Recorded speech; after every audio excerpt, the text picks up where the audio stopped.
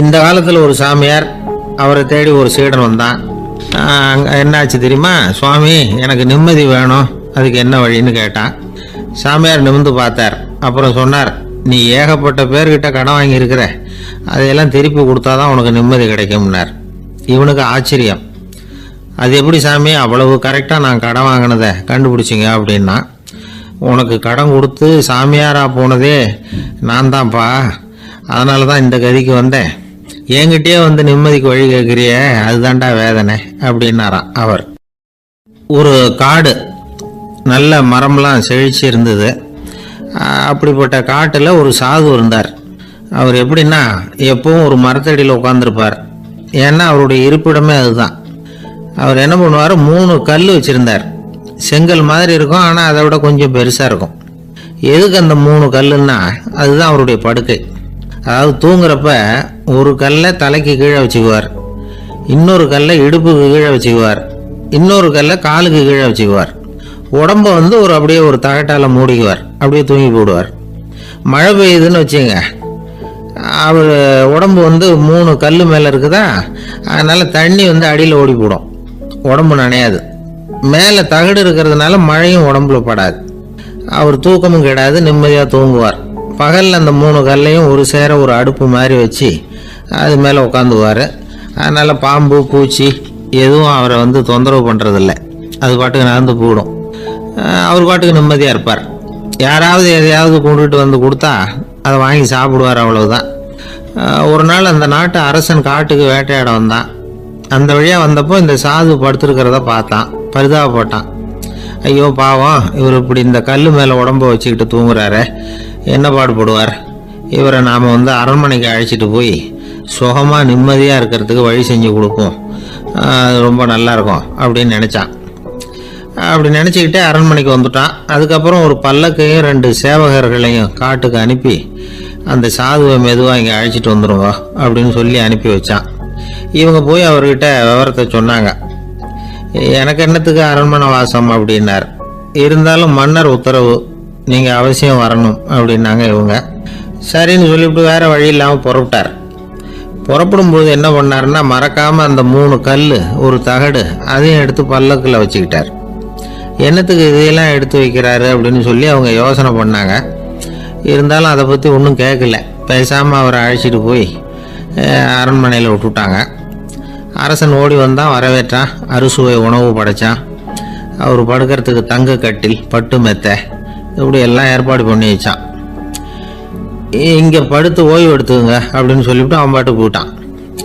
மறுநாள் காலையில் வந்து பார்க்குறான், சாது படுத்துருக்கிறார். எப்படி தெரியுமா, அந்த பட்டு மெத்தை மேலே 3 கல்லையும் வச்சு வழக்கம் போலவே அது மேலே படுத்துருக்கிறார், அதுக்கு மேலே தகடு. அரசன் பார்த்துட்டு அதிர்ச்சி ஆயிட்டான். என்ன சுவாமி இப்படி அப்படின்னா, சாது சொன்னார், எனக்கு வந்து தேவையும் இல்லை குறையும் இல்லை, எல்லா இடத்துலையும் எனக்கு ஒரே மகிழ்ச்சி தான் அப்படின்னார். மகிழ்ச்சிங்கிறது தங்க கட்டிலேயோ பட்டு மெத்தையிலேயோ இல்லை, அது வந்து மனசில் இருக்கிற ஒரு விஷயம். உண்மையான மகிழ்ச்சிக்கு வழி வந்து மனப்பக்குவம் அப்படிங்கிறது அந்த அரசனுக்கு புரிஞ்சுதான். ஒரு ஊரில் ஒரு ஆள் இருந்தான். கற்பனையிலேயே காலத்தை கடத்திக்கிட்டு இருந்தான். ஒரு நாள் ஒரு மரத்தடியில் உட்காந்துருந்தான். அவனுக்கு பசிக்கிற மாதிரி தெரிஞ்சுது. உடனே கற்பனையிலேயே சாப்பிட ஆரம்பிச்சுட்டான். அதாவது எதிரில் இலை போட்டு சாப்பாடு போடப்பட்டிருக்கிறதாகவும் அதை இவன் சாப்பிட்றதாகவும் நினச்சிக்கிட்டு கையை மட்டும் வாய்க்கும் தரைக்குமா அப்படியும் கூடயும் கொண்டுகிட்டு போய் பாவனை பண்ணிக்கிட்டே இருக்கிறான். தூரத்தில் இருந்து பார்க்குறவங்களுக்கு இவன் ஏதோ பலமான விருந்து சாப்பிட்டுக்கிட்டு இருக்கிறான் அப்படின்னு தான் தோணும். அது மாதிரியே பண்ணிக்கிட்டு இருந்தான். அந்த வழியாக ஒரு சன்னியாசி வந்துக்கிட்டு இருந்தார். இவனை பார்த்தார். என்ன இவன் இப்படி பண்ணிகிட்டு இருக்கிறானே அப்படின்னு நினச்சாரு. கொஞ்ச நேரம் அவனையே உத்து பார்த்துக்கிட்டு இருந்தார். இவரை பார்த்ததும் அவன் இன்னமும் சுவாரஸ்யமாக சாப்பிட ஆரம்பிச்சுட்டான். அப்பப்பா என்ன இது, இந்த குழம்பு இவ்வளவு காரமாக இருக்கு, என்னுடைய நாக்கே எரிஞ்சு போடும் போல இருக்க அப்படின்னு சொல்லிக்கிட்டு பக்கத்தில் ஒரு குவளையை எடுத்து தண்ணி குடிக்கிறது மாதிரி பாவனை பண்ணுறான். அப்பாடா இப்போ கொஞ்சம் பரவாயில்ல அப்படின்னு சொல்லிக்கிட்டு குவளையை கீழே வைக்கிறது மாதிரி ஒரு பாவனை பண்ணுறான். சன்னியாசி பார்த்தார். என்னப்பா சாப்பாட்டில் காரம் அதிகமோ அப்படின்னார். ஆமாம் சுவாமி, ஞாபகம் மறதியில் கொஞ்சம் மிளகாய் அதிகமாக சேர்த்துக்கிட்டேன் அப்படின்னா. சரி சாப்பிடு அப்படின்னு சொல்லிட்டார். அவன் சாப்பிட்டு முடிக்கிற வரைக்கும் பொறுமையாக உட்காந்துருந்தார். அவன் அப்பாடா அப்படின்னு சொல்லிட்டு மறுபடியும் தண்ணியை எடுத்து குடித்தான். எல்லாம் கற்பனையிலேயே. அதுக்கப்புறம் சன்னியாசி பேச ஆரம்பித்தார். இதை பாருப்பா, உன்னுடைய கற்பனையை நான் மெச்சுறேன். இருந்தாலும் உன் சாப்பாட்டில் ஒரு இனிப்பையும் வச்சிருக்கலாமே, ஏன் மிளகாயை அளவுக்கு அதிகமாக போட்டுவிட்டு அவஸ்தைப்படுறேன் அப்படின்னார். அவன் யோசிக்க ஆரம்பித்தான். அதுக்கப்புறம் இவர் சொன்னார், இதை பாருப்பா, இனிமேல உன்னுடைய கற்பனையும் உயர்ந்ததாக இருக்கட்டும் அப்படின்னு உபதேசம் பண்ணிவிட்டு போனார். எப்பவும் உயர்வை பற்றியே சிந்திக்கணும். உயர்வு கிடைக்கலன்னா கூட அப்படி சிந்திக்கிறத நிறுத்தப்படாது அப்படிங்கிறார் திருவள்ளுவர். உள்ளுவது எல்லாம் உயர் உள்ளல், மற்ற அது தள்ளினும் தள்ளாமை நேர்த்து. ஊக்கம் இல்லாம உலகத்துல வாழ்ந்து பிரயோஜனம் இல்லை. அதனால உயர்வாகவே சிந்திக்கணும். அது நம்மளை ஊக்கப்படுத்தும். இது பெரிய ஒரு வாக்கு. இந்த உலகத்துல கற்பனையிலேயே வாழ்கிற சில கஞ்சர்களும் உண்டு. அதாவது 2 கஞ்சர்கள் 2 பேரும் பக்கத்து பக்கத்து ஊர்ல இருந்தாங்க. பொங்கல் சமயம் ஒரு கஞ்சன் தன்னுடைய மகனை கூப்பிட்டான். இதை பாருப்பா, பக்கத்து ஊர்ல என்னுடைய நண்பன் ஒருத்தன் இருக்கிறான், அவனுக்கு பொங்கல் பரிசு ஏதாவது கொடுக்கணும். நான் ஒரு 4 ஆட்டுக்குட்டியை தரேன், நீ கொண்டுகிட்டு போய் கொடுத்துட்டு வந்து விடுறியா அப்படின்னு கேட்டான். சரி, நான் புள்ள ஒரு பைய கையில் எடுத்துக்கோன்னா அவன் எடுத்துக்கிட்டான். இந்த ஆட்டுக்குட்டி பிடிச்சிக்கோ அப்படின்னு சொல்லி ஒவ்வொன்றா போடுறேன் பார் அப்படின்னு சொல்லிட்டு 1 2 3 4 அப்படின்னு எண்ணிக்கிட்டே வெறும் சைகையாலேயே ஆட்டுக்குட்டியை பிடிச்சி போடுறது மாதிரி பாவனை பண்ணிக்கிட்டு இருக்கிறான். அவன் பிள்ளையும் அது ரொம்ப அக்கறையாக வாங்கிக்கிறது மாதிரி வாங்கிக்கிட்டு அந்த பையை தூக்கிக்கிட்டு அடுத்த ஊருக்கு போகிறான். இவன் அங்கே போய் சேர்ந்த நேரத்தில் அந்த கஞ்சன் ஊரில் இல்லை, எங்கேயோ வெளியில் போயிருக்கிறான். அவனோட புள்ள மட்டும்தான் வீட்டில் இருந்தான். இவன் அவன்கிட்ட, இதை பாரு, எங்கள் அப்பா உங்கள் அப்பாவுக்கு ஆட்டுக்குட்டி கொடுத்து அனுப்பியிருக்கிறாரு, பிடிச்சிக்கோ அப்படின்னு சொல்லி பாவனையிலேயே ஒவ்வொன்றா எடுத்து அவன்கிட்ட கொடுத்துட்டான். அவனும் வாங்கிட்டான் வாங்கிறது மாதிரி. அப்புறம் சொன்னான், சரிப்பா, நானும் பதிலுக்கு ஏதாவது ஒன்றுகிட்ட கொடுக்கணும் இல்லையா, அதனால் அந்த பைய பிடி, ஒரு 10 எலுமிச்சம்பழம் தரேன், பதிலுக்கு அதை நீ எடுத்துகிட்டு போ அப்படின்னு சொல்லி கையாலேயே ஒவ்வொன்றா எடுத்து போடுறது மாதிரி பாவனை பண்ணிவிட்டான். அவனும் ரொம்ப நன்றி அப்படின்னு சொல்லிவிட்டு அதை வாங்கிட்டு போயிட்டான். கொஞ்ச நேரம் கழிச்சு வெளியில் போயிருந்த அப்பங்காரன் திரும்பி வந்தான்.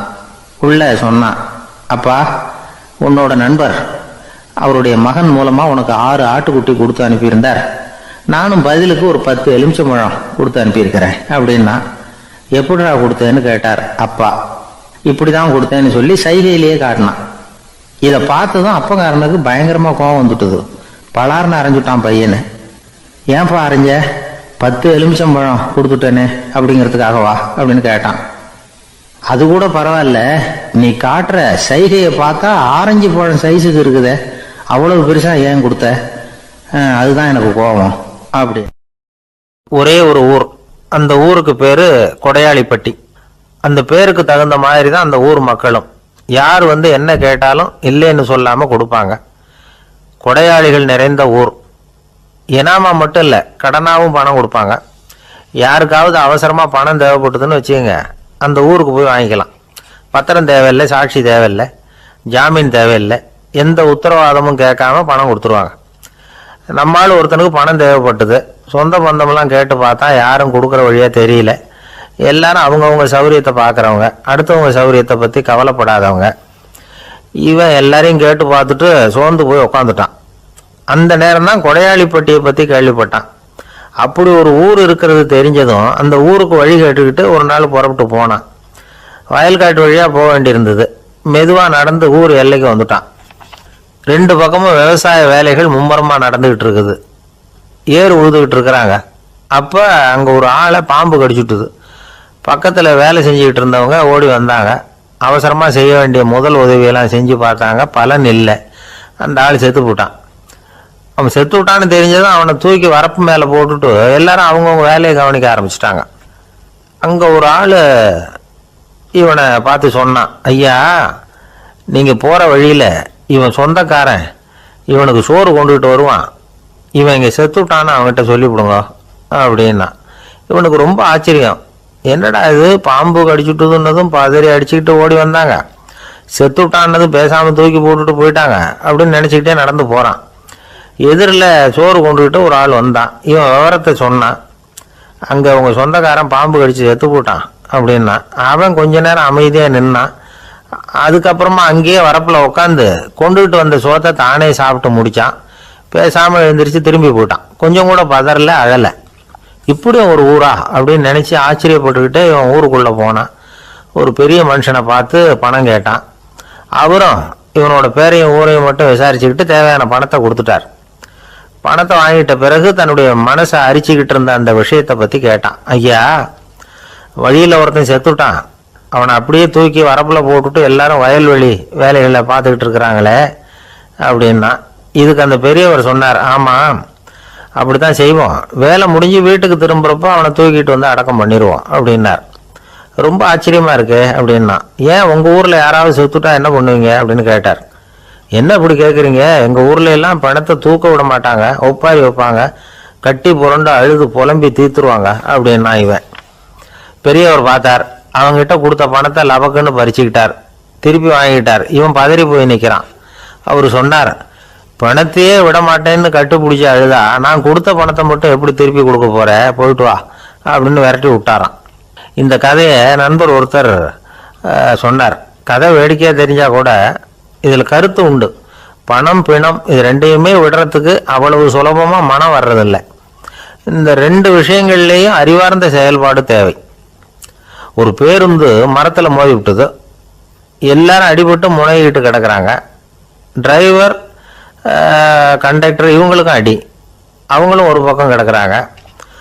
ஒரு மூலையில் கிடக்கிற ஒருத்தன் மெதுவாக முக்கி முனகி கண்டக்டர்னு சத்தம் போடுறான்.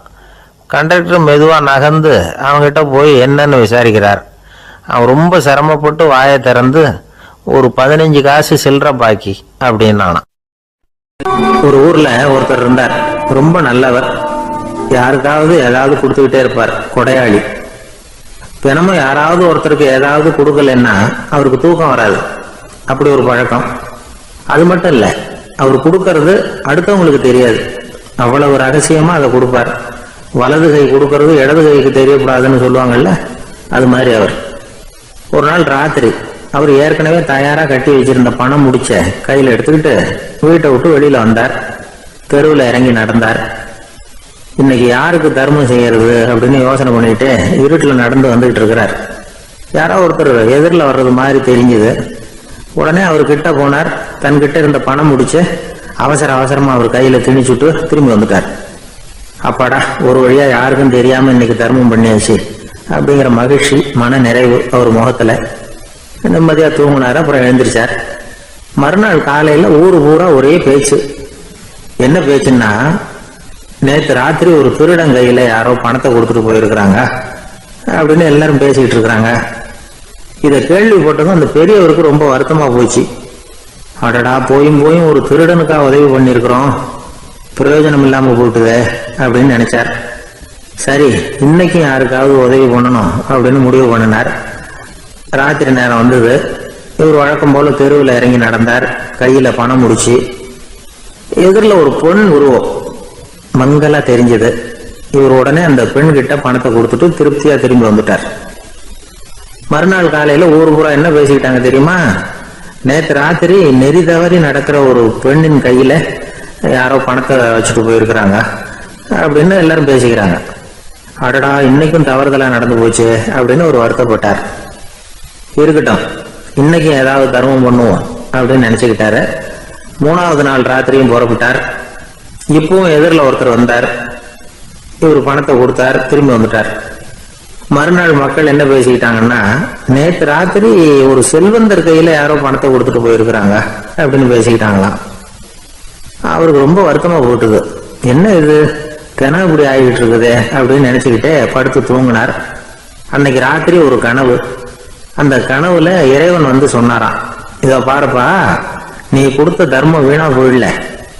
உன்கிட்ட பணம் வாங்கின அந்த திருடன் திருந்திட்டான், அந்த பொண்ணும் திருந்திட்டா, அந்த செல்வந்தனும் கொடையாளி ஆயிட்டான், எல்லாருக்கும் உதவி பண்ண ஆரம்பிச்சுட்டான் அப்படின்னு சொன்னாராம். இந்த கதையை சொன்னவர் யாருன்னா நபிகள் நாயகம். இதுல உள்ள கருத்து என்னன்னா, நல்ல மனசோட தர்மம் பண்ணுனா அது வீணா போறதில்லை. இன்னொரு கருத்து, தர்மம் வந்து தன்னை மட்டுமல்ல அடுத்தவங்களையும் தீமையிலிருந்து காப்பாற்றும். இதுதான் நாம புரிஞ்சுக்க வேண்டியது. இந்த காலத்திலயும் இது மாதிரி சில சம்பவங்கள் நடக்கிறது உண்டு.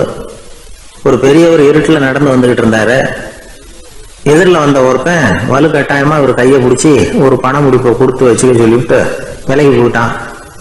பெரியவருக்கு ஆச்சரியம், இந்த காலத்திலயும் இப்படி வலது கை கொடுக்கறது இடது கைக்கு தெரியக்கூடாதுன்னு நினைக்கிற கொடையாளிகள் உண்டு போல இருக்கு அப்படின்னு யோசனை பண்ணிக்கிட்டே நடந்தார். கொஞ்ச தூரம் போயிருப்பாரு. அதுக்குள்ள அதே ஆள் திரும்பி வந்தான். கொடுத்த பண முடிப்பை திருப்பி கொடுங்க அப்படின்னு கேட்டு வாங்கிட்டான். இவருக்கு ஒன்றும் புரியல. ஏன் இப்படி பண்றேன்னார். அது ஒண்ணும் இல்லைங்க, கொஞ்ச நேரம் இதை உங்ககிட்ட கொடுத்து வச்சிருந்தேன் அவ்வளவுதான் அப்படின்னா. ஏன்னு கேட்டார். என்னை பின்னாடி போலீஸ் தேடிக்கிட்டு வந்துகிட்டு இருக்குது, அதுதான் அப்படி பண்ணேன். இப்போ போயிட்டுது, இனிமே ஒன்றும் பயம் இல்லை அப்படின்னு சொல்லிட்டு அவன் பாட்டுக்கு நடந்து போறான். இமயமலை அடிவாரத்துல ஒரு மடம். அங்க ஒரு சன்னியாசி இருந்தார். அவர்கிட்ட ஒருத்தர் வந்தார். சுவாமி, ஆசையை உதற நினைக்கிறேன், முடியல, ஒட்டிக்கிட்டே வருது அப்படின்னாராம். இப்படி உட்கார ஒரு கதை சொல்றேன் அப்படின்னு சொல்லி அவர் சொல்ல ஆரம்பிச்சாராம். அவர் சொன்ன கதை என்னன்னா, ஒரு ஊர்ல ஒரு ஆள் இருந்தான். அவன் பேரு குப்புசாமி. அவன்கிட்ட எப்பவும் ஒரு பழைய தொப்பி இருக்கும், விடவே மாட்டான். அதனால அவனை எல்லாரும் தொப்பி சாமி அப்படின்னு தான் கூப்பிடுறது வழக்கம். ஒரு புது தொப்பி வாங்கிக்கப்படாதாப்பா அப்படின்னு நண்பர்கள்லாம் சொல்லி பார்த்தாங்க. பணத்துக்கு எங்க போவேன் அப்படின்னு விட்டானா. பணம் வச்சிருக்கான், செலவு பண்ண மனசு வரல, மகா கஞ்சன். பழைய பாட்டில்கள்லாம் வாங்கி வித்துக்கிட்டு இருந்தான். அப்படி ஒரு தடவை பழைய கண்ணாடி சாமான்களை ஏலத்தில் எடுத்தப்போ அதில் ஒரு அருமையான சென்ட் பாட்டில் கிடைச்சிது. உடனே ஒரு ஐடியா பண்ணான். அந்த சென்ட்டை சின்ன சின்ன பாட்டில்களில் அடைச்சி ஜன்னல் ஓரமாக அடுக்கி வச்சுட்டான். அதை விற்றா நிறைய பணம் கிடைக்குமே, அதனால். இதுக்கு இடையில ஒரு நாள் அவன் அப்படியே உட்காந்துருந்தான். அந்த நேரம் நண்பன் வந்தான். ஏண்டா, உன் பழைய தொப்பியை மாற்றப்படாதா, ஊரில் எல்லாரும் கேலி பேசுகிறாங்களே ஒன்று தொப்பி சாமின்னு அப்படின்னு சொல்லி கேட்டிருக்கான். இந்த சென்ட்டு பாட்டில் விற்றதும் பணம் வரும், அதுக்கப்புறம் பார்க்கலாம் அப்படின்னு நானா இவன். சரி வா, நீச்சல் குளத்துக்கு போயிட்டு வருவோம் அப்படின்னு கூப்பிட்டுருக்கான் நண்பன். 2 பேரும் போனாங்க. அதே நேரம் அந்த ஊர் நீதிபதியும் அங்கே குளிக்க வந்தாராம். அவர்கிட்ட இருந்தது விலை உசந்த ஒரு புது தொப்பி. அதை அங்கே இருந்த ஸ்டாண்டில் மாட்டிவிட்டு குளிக்க போனார். இதுக்கிடையில் குப்புசாமி குளிச்சுட்டு வந்தான். அவனுடைய பழைய தொப்பியை காணலை. அந்த புது தொப்பியை பார்த்தா இது நண்பனுடைய வேலை தான் அப்படிங்கிறதாக புரிஞ்சுக்கிட்டு அதை எடுத்து மாட்டிக்கிட்டு வந்துட்டான். நீதிபதி குளிச்சுட்டு வந்து பார்க்குறாரு, தொப்பியை காணும். போலீஸில் புகார் கொடுத்தார். அவங்க தேடினாங்க. ஒரு மூலையில் பழைய தொப்பி கிடச்சிது. அடடா, இது நம்ம குப்புசாமியோட தொப்பி இல்லையா அப்படின்னு நானா ஒருத்தன். உடனே அவன் வீட்டுக்கு தேடிட்டு போயிருக்காங்க. அங்கே போய் பார்த்தா புது தொப்பி அங்கே இருக்குது. உடனே அவனுக்கு 1000 ரூபாய் அபராதம் போட்டாங்களாம். அவன் பணத்தை கட்டிவிட்டு ரொம்ப எரிச்சலோடு வீட்டுக்கு வந்தான். பழைய தொப்பி கண்ணில் பட்டது. மறுபடியும் உன்னால தானே எனக்கு 1000 ரூபா நஷ்டம் அப்படின்னு சொல்லி அதை எடுத்துக்கிட்டு அப்படி போயிருக்கான். அந்த ஊர் குளத்துல வீசி எரிஞ்சிட்டு வந்துட்டான். அது மீன் பிடிக்கிற ஒருத்தன் கையில் சிக்கிச்சு. அவன் வர்ற வழியில் அதை எடுத்து வேகமாக வீசி எறிஞ்சான். அது நேராக குப்புசாமி வீட்டு ஜன்னல் வழியாக உள்ளே இந்த சென்ட்டு பாட்டில்கள் மேலே உளுந்து எல்லாம் உடஞ்சி நொறுங்கி போச்சு. குப்புசாமி பார்த்தான். தோட்டத்தில் ஆழமாக ஒரு குழியை வெட்டினான். அந்த தொப்பியை போட்டான், மூடிவிட்டான். இதை அடுத்த வீட்டுக்காரன் பார்த்தான். ஏதோ புதையல் தான் வச்சிருக்கான் போல இருக்குன்னு நினைச்சான். போலீஸில் போய் புகார் கொடுத்துட்டான். மறுபடியும் போலீஸ் குழியை தோண்டினாங்க. பழைய தொப்பி மறுபடியும் வெளியில் வந்தது. எல்லாரும் சிரிக்கிறாங்க. அன்னைக்கு ராத்திரியே அந்த தொப்பியை எடுத்துக்கிட்டு நேராக புறப்பட்டான். ஒரு கல்லில் அதை சேர்த்து கட்டி குடிநீர் தொட்டி இருக்கும்ல, அதில் போட்டுட்டு வந்துட்டான். இனிமேல் என்ன பண்ணும் பார்ப்போம்னு. ஒரு நாள் திடீர்னு குழாயெல்லாம் அடைப்பட்டு போச்சு. மாநகராட்சி அலுவலர்கள் என்னன்னு பார்த்தா அந்த பழைய தொப்பி குழாயை அடைச்சிக்கிட்டு இருக்குது. இது குப்புசாமியோட தொப்பிங்கிறது தான் எல்லாருக்கும் தெரியுமே. உடனே குடிநீரை பாழாக்கணத்துக்காக குப்புசாமிக்கு கோர்ட்டு 2500 ரூபாய் அபராதம் போட்டுட்டுது. அதையும் கட்டிவிட்டு வெளில வந்தான். கடைசியாக முடிவு பண்ணான். ஒரு நெருப்பு குச்சியை கிழிச்சான். தொப்பியை கொளுத்தினான். எரிஞ்சது. எடுத்து வெளில எரிஞ்சான். கொஞ்ச நேரத்தில் தீ அணைப்பு படம் வந்துட்டுது. ஆமாம், இவன் எடுத்து எரிஞ்சது வெளியில் விழுந்து வீட்டுக்கு ஊரே பற்றிக்கிட்டு எரிய ஆரம்பிச்சுட்டுது. அவனோட பணத்தாசையும் அதோட சேர்ந்து எரிஞ்சு போச்சான். இப்படி ஒரு கதை. இந்த கதையை சொல்லி முடிச்சார் அந்த இமயமலை அடிவாரத்தில் இருந்த சன்னியாசி. இப்போ அந்த குப்புசாமி எங்கே இருக்கிறான்னு கேட்டார் எதிரில் இருந்தவர். இதோ உன் எதிரிலே இருக்கிறான், நான் தான் அந்த குப்புசாமி அப்படின்னாரான் அந்த சன்னியாசி. அந்த குப்புசாமி கிட்ட இருந்தது மாதிரி ஒரு பழைய தொப்பி நம்ம ஒவ்வொருத்தர்கிட்டையும் உண்டு. அதை எப்படி தொலைக்கிறதுன்னு தெரியாமல் தடுமாறிக்கிட்டு இருக்கிறோம். அது என்ன தொப்பிங்கிறீங்களா? அதுதான் நம்மை சூழ்ந்திருக்கிற மாயை அப்படிங்கிறார் சுவாமி சின்மயானந்தர். மெய்ஞானம் கிடைக்கிறப்போ மாயை எரிஞ்சு போகும் அப்படிங்கிறது அவருடைய கருத்து. நம்மால் ஒருத்தர் வேகமாக ஓடி வந்தார். காலில் மாட்டியிருந்த பழைய செருப்பு 2 ஆவேசமாக தூக்கி ஒரு கிணத்துல போட்டுட்டு வெறுங்காலோட நடந்து வந்துகிட்டு இருக்கிறார். ஏன் அப்படி பண்ணீங்க அப்படின்னு கேட்டோம். அந்த செருப்புக்கு சொந்தக்காரன் பின்னாடி வந்துகிட்டு இருக்கிறான், அதனால அப்படி பண்ணேன் அப்படிங்கிறார் இவர். ஒரு ஆள் இருந்தான், நிறைய பணம் சம்பாதிச்சான். ஆனால் செலவு பண்ண மனசு வரல. கருமி. அவன் என்ன பண்ணா, சேர்த்த பணம் பூராவையும் ஒரு மரத்தடியில் புதைச்சி வச்சிருந்தான். வாரத்துக்கு ஒரு தடவை அந்த மரத்தடிக்கு வருவான். புதைச்ச இடத்த ஆவலோடு பார்த்துக்கிட்டு இருப்பான். அதுக்கப்புறம் போயிடுவான். அவ்வளவுதான். ஒரு நாள் ஒரு திருடன் வந்தான். இவன் புதைச்சி வச்சிருந்ததெல்லாம் எடுத்துட்டு போட்டான். இது தெரிஞ்சு போச்சு. அந்த கருமி புலம்ப ஆரம்பிச்சிட்டான். இவன் புலம்பலை கேட்டதும் அக்கம் பக்கத்தில் இருந்தவங்க எல்லாம் ஓடி வந்தாங்க. என்ன விஷயம்னு விசாரிச்சாங்க. இவன் சொன்னான். ஒரு பெரியவர் கேட்டார், ஏப்பா வாரம் வாரம் வந்து இந்த இடத்த பார்க்கறதாக சொன்னியே, எப்போவாவது இதில் இருக்கிற பணத்தை எடுத்து செலவு பண்ணியிருக்கியா அப்படின்னு கேட்டார். நான் அப்பப்போ வந்து அதை பார்க்கறது தான் வழக்கம், அதை தொட்டதே இல்லைன்னு அவன். சரி, அப்படின்னா இப்போவும் நீ அதே மாதிரி வாரம் ஒரு தடவை வந்து இந்த இடத்த பார்த்துட்டு போகலாமே அப்படின்னாராம் அந்த பெரியவர். அதுவும் சரிதானே, எவ்வளவு காலமானாலும் அவன் அந்த பணத்தை எடுத்து செலவு பண்ண போறதில்ல. அப்படி இருக்கிறப்ப உள்ளே பணம் இருந்தாலும் ஒண்ணுதான், இல்லாம போனாலும் ஒண்ணுதான். இதுல இருந்து என்ன புரியுதுன்னா, ஒருத்தர்கிட்ட இருக்கிற பணத்தை கொண்டு அவர் பணக்காரரா ஏழையா அப்படின்னு முடிவு செய்யறது சரியில்லை. அந்த செல்வத்தை அனுபவிக்கிற திறன், பயன்படுத்துற திறன், அதை வச்சுதான் அவர் ஏழையா பணக்காரரா அப்படிங்கிறத நிர்ணயம் பண்ணணும். அதுதான் சரி. செலவு பண்ண தெரியாதவன் சேகரம் பண்ணிட்டே இருக்கிறதுனால என்ன பிரயோஜனம்? தலைமுடியே இல்லாதவன் தாராளமா சீப்புகளை வாங்கி சேகரம் பண்றது மாதிரி தானே இது. சில சமயம் செலவு பண்ண நாம தயாரா இருந்தா கூட அந்த செல்வம் நமக்கு பயன்படுறதில்ல. அரேபியாவில் ஒரு நகை வியாபாரி விலை உயர்ந்த முத்துக்களை எல்லாம் அவர் வச்சு வியாபாரம் பண்ணிட்டு இருந்தார். அவர் ஒரு சமயம் ஒரு பாலைவனம் வழியா போயிட்டு இருக்கிறார் ஒட்டகத்துல. அப்போ திடீர்னு கடுமையான புயல் வீச ஆரம்பிச்சுட்டுது. திசை தவறி இவர் எங்கேயோ வந்துட்டார். கூட வந்தவங்களையும் காணல, எங்க போனாங்களோ தெரியல. இவர் ரொம்ப பயந்து போய் அங்கேயும் எங்கேயுமா அலைஞ்சு திரியிறார். வழியே தெரியல. பசி கடுமையாயிட்டுது. ஒட்டகத்து முதுகுல ஒரு மூட்டை இருந்தது. அதை பிரிச்சு பார்த்தார். உள்ள ஏதாவது இருக்கான்னு தேடி பார்க்கறார். அது வரைக்கும் கண்ணுல தட்டுப்படாத அபூர்வமான ஒரு பை கண்ணில் பட்டுது. ஆஹா, அதுல ஏதாவது சாப்பிட்றதுக்கு இருக்கும் அப்படின்னு நினைச்சு ஆவலா அதை பிரிச்சு பார்க்கறார். அந்த பையில விலை உயர்ந்த முத்துக்கள் நிறைய இருந்துதான். அப்பதான் அவர் நினைச்சாராம், விலை உயர்ந்த முத்துக்கள் கூட சாப்பிட்றதுக்கு உணவாக முடியாது அப்படிங்கிறத புரிஞ்சுக்கிட்டாராம். எந்த நேரத்துல எது நமக்கு தேவையோ அது நமக்கு தாராளமா கிடைக்கணும். அப்படி அது கிடைக்கிறதுக்கு நம்ம கிட்ட இருக்கிற செல்வம் பயன்படணும். அது நமக்கும் பயன்படலாம், நம்ம மூலமா அடுத்தவங்களுக்கும் பயன்படலாம். அதுதான் செல்வத்தின் பயன். ஒரு மரத்தடியில ஒருத்தன் உட்காந்து அழுதுகிட்டு இருந்தான். அந்த பக்கமா வந்த இன்னொருத்தன் ஏப்பா அழுதுகிட்டு இருக்கிறேன்னு கேட்டான். இந்த இடத்துலதான் பூமிக்கு அடியில பணம் இருக்குது, புதைச்ச இடம் தெரியல, அதான் அழறேன் அப்படின்னா. நல்லா ஞாபகப்படுத்தி பாரு, எந்த இடத்துல புதைச்ச அப்படின்னு கேட்டான் இவன். அது எப்படி எனக்கு தெரியும், புதைச்சி வச்சிருக்கிறவன் நான் இல்லையே, எங்க எதிர்த்து வீட்டுக்காரன் அப்படின்னானா இவன். அந்த மரத்தின் உச்சியில ஒரு பறவை கூடு, ஏதோ ஒரு பறவை கூடு கட்டி இருந்தது. அது என்ன பறவைன்னா ராஜாளி. ஒரு குரங்கு அந்த மரத்து கிளையில தாவி தாவி குதிச்சுக்கிட்டு இருந்தது.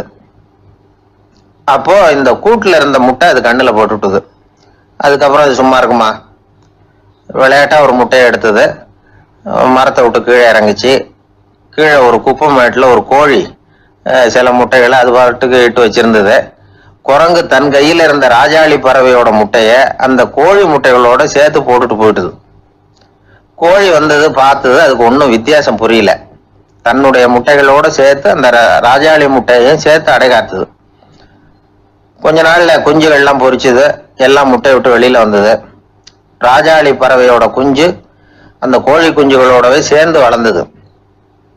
மற்ற கோழி குஞ்சுகள் போலவே இதுவும் குப்பையை கிளறிச்சு புழு பூச்சிகளை சாப்பிட்டுது. காக்கைகள் தாக்கிறதுக்கு வந்ததுன்னா மற்ற கோழி குஞ்சுகள் மாதிரியே இதுவும் பயந்து போய் தாய் கோழியின் சிறகுகளுக்கு உள்ள வந்து ஒளிஞ்சுக்கும். இப்படியே கொஞ்ச காலம் போச்சு. குஞ்சுகள்லாம் வளர்ந்து பெருசாயிட்டுது. சிலது சேவல்களாச்சு, சிலது கோழிகளாச்சு. அந்த ஒண்ணு மட்டும் ராஜாளி ஆச்சு. ஆனா ஒரு விஷயம், தான் ஒரு ராஜாளிங்கிறது அந்த பறவைக்கு தெரியாது. தன்னையும் ஒரு கோழின்னே அது நினைச்சுக்கிட்டு இருக்கு. அப்படி நினைச்சுக்கிட்டு குப்பை மேட்டை கிளறிக்கிட்டு இருக்கு. ஒரு நாள் சாயந்தர நேரம் இந்த ராஜாளி பறவை கீழே அது பாட்டுக்கு வழக்கம் போல குப்பையை கிளறிக்கிட்டு இருக்குது. அப்போ அண்ணாந்து பாக்குது. வானத்துல உயரத்துல கூட்டமா ராஜாளி பறவைகள் உல்லாசமா வட்டம் அடிச்சு பறந்துகிட்டு இருக்கு. அதே இது பாக்குது. இதுக்கு மனசுக்குள்ள ஏக்கமா போச்சான், அப்போ இதுக்கு ஆண்டவன் பேர்ல கோபம் வந்துதான். ஆண்டவனுக்கு என் பேர்ல ஏன் இந்த ஓர வஞ்சனை, என்னையும் ஒரு ராஜாளியா படைச்சிருந்தா நானும் கூட இந்நேரம் ஆகாயத்துல உல்லாசமா பறந்துகிட்டு இருப்பேனே அப்படின்னு நினைச்சு வருத்தப்பட்டுதான். இது வேடிக்கையா இருக்குல்ல. ஒரு வகையில பார்த்தா நாம கூட இந்த ராஜாளி பறவை மாதிரி தான் வாழ்ந்துகிட்டு இருக்கோம் அப்படிங்கிறார் ஒரு உளவியல் நிபுணர். நம்மால எவ்வளவு வேலை செய்ய முடியும் அப்படின்னு நாம நினைச்சுக்கிட்டு இருக்கிறோமோ அதை விட பல மடங்கு நம்மால வேலை செய்ய முடியுமா, பல மடங்கு வேகமாவும் வேலை செய்ய முடியும் அப்படிங்கிறார் அவர். நம்முடைய முழுமையான பலம் என்னங்கிறது நமக்கே தெரியறது இல்லை, அதுதான் கஷ்டம். நம்முடைய பலம் தெரியாததுனாலதான் நாம எதுக்கு எடுத்தாலும் பயந்துகிட்டு இருக்கிறோம். ஒரு ஆள் இருந்தான், அவனுக்கு எப்படின்னா கோழியை கண்டா பயப்படுவான். ஏன் கோழியை கண்டா பயம்னா, அவனுக்கு மனசுக்குள்ள தான் ஒரு புழுன்னு நினைப்பு. தன்னை ஒரு புழுவா நினைக்கும் பொழுது, புழுன்னா கோழி வந்து கொத்தும்ல, அதனால கோழியை கண்டு பயப்பட ஆரம்பிச்சிட்டான். இவன் நடுங்கிடுவான். எதிரில் கோழி வந்ததுன்னா உடம்பு பூரா நடுங்க ஆரம்பிச்சிடும். வீட்டில் இருக்கிறவங்க பார்த்தாங்க, இவனை அழைச்சிட்டு போய் ஒரு மனநோய் மருத்துவமனையில சேர்த்துட்டாங்க. அங்க உள்ள டாக்டர் இவருக்கு சிகிச்சையெல்லாம் கொடுத்தார். ஒரு வாரம் இவனை தங்க வச்சு வேண்டிய சிகிச்சையெல்லாம் கொடுத்து மன ரீதியா அவனை மாத்தி, சரி இனிமே நீ வீட்டுக்கு போகலாம்னு சொல்லி அனுப்பி வச்சார். வீட்டுக்கு புறப்பட்டான். அப்ப சொன்னார், இதை பாருப்பா, நீ வீட்டுக்கு போகலாம், நேரா வீட்டுக்கு போ, நல்லா ஞாபகம் வச்சுக்கோ, இனிமே வந்து நீ ஒரு புழு கிடையாது, மனுஷன், தைரியமா புறப்படு, போயிட்டு வா அப்படின்னு சொல்லி வழி அனுப்பி வச்சார். சரிங்க டாக்டர்னு சொல்லிவிட்டு இவன் புறப்பட்டு போனான். பாதி வழி போயிருப்பான்.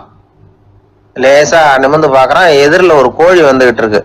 அது பாட்டுக்கு சாதாரணமா நடந்து வந்துகிட்டு இருந்தது.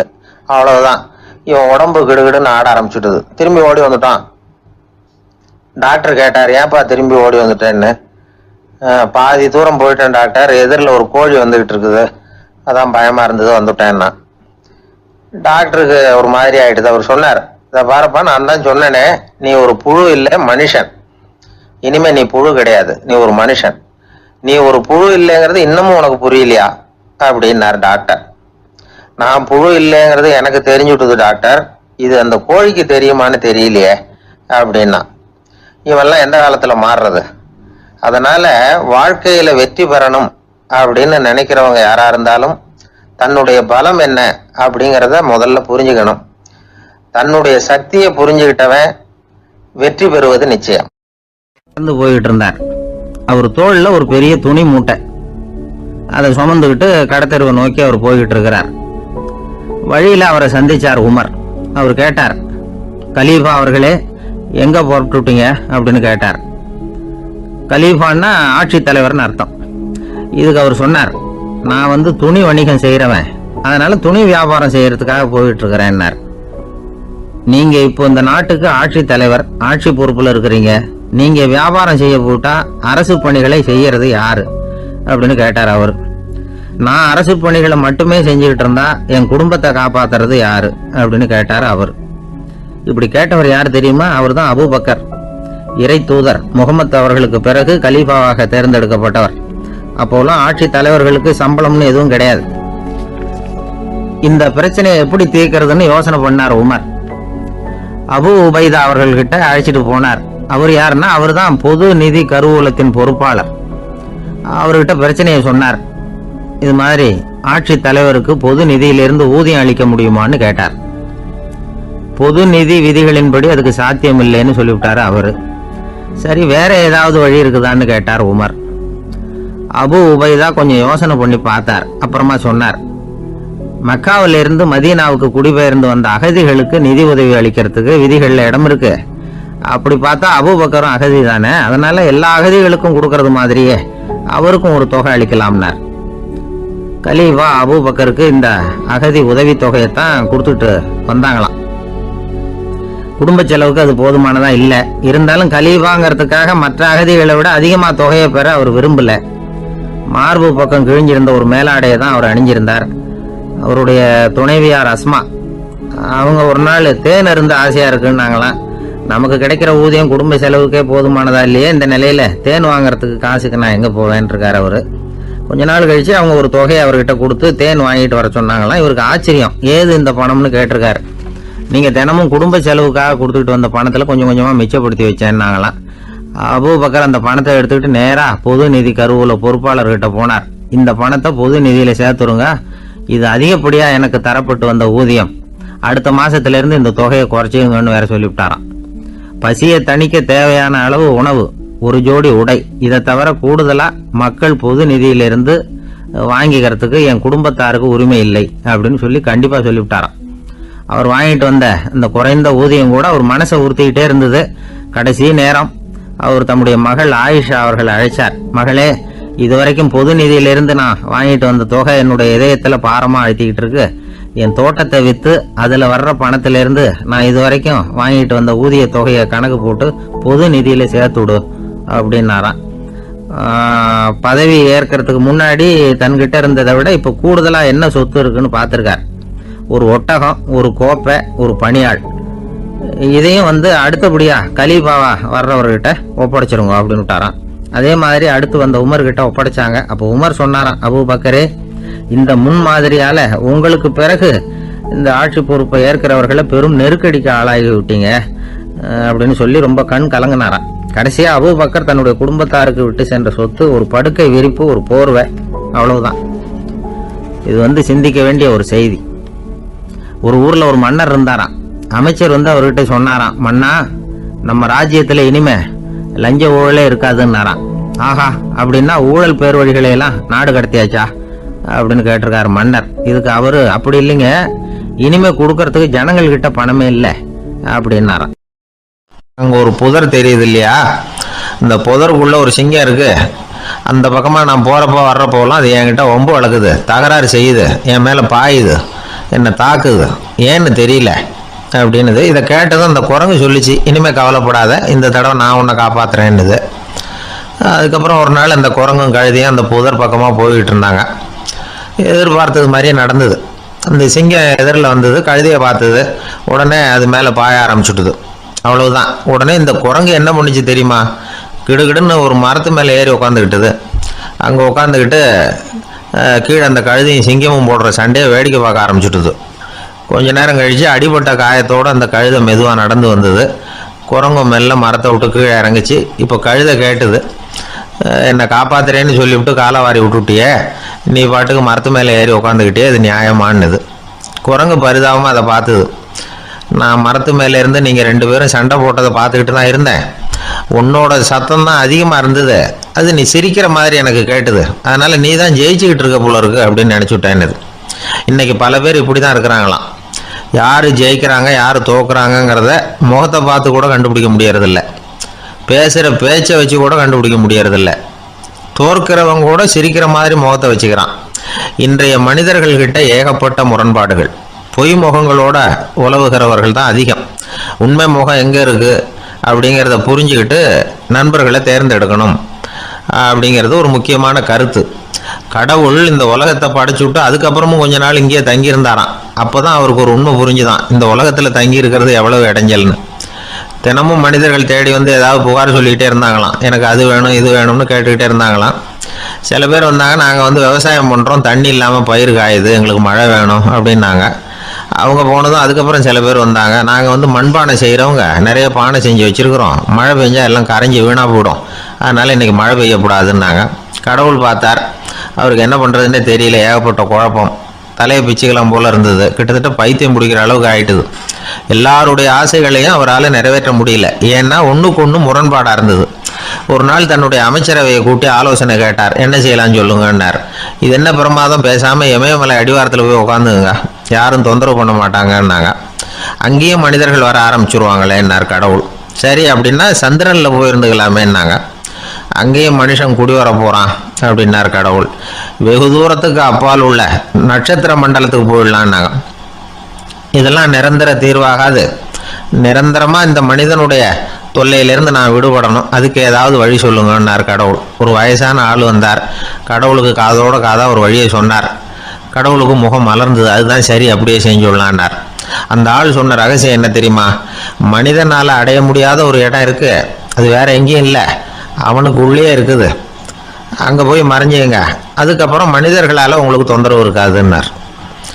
மனிதன் நினைக்காத இடம் அதுதான், அதாவது உள்ளுக்குள்ள இருக்கிற உண்மையை புரிஞ்சுக்காம வெளியில எங்கேயோ அது இருக்கிறதாக நினைச்சு வரட்டிக்கிட்டு அலையறான் மனுஷன். உள்ளே இருக்கிற உண்மை புரிஞ்சா நாம தன்னம்பிக்கையோட தலை நிமிர்ந்து வாழலாம். வேடிக்கையா ஒரு கதை சொல்லுவாங்க, இதை பாருங்க, நம்ம பையன் எங்க பணம் வச்சாலும் எடுத்து விடுறான், என்ன பண்றதுன்னாங்க அம்மா. அப்பா கொஞ்ச நேரம் யோசனை பண்ணார். அதுக்கப்புறம் சொன்னார், அவன் கண்ணில் படாத இடமா நம்ம வீட்டில் இருக்கிறது ஒரே இடம் தான், அங்கே பணத்தை வை திருட்டு போவாதுன்னார். அது எந்த இடம்னு கேட்டாங்க. அதுதான் அவன் பாட புஸ்தகம், அதில் வச்சிரு, அவன் தொடவே மாட்டான்.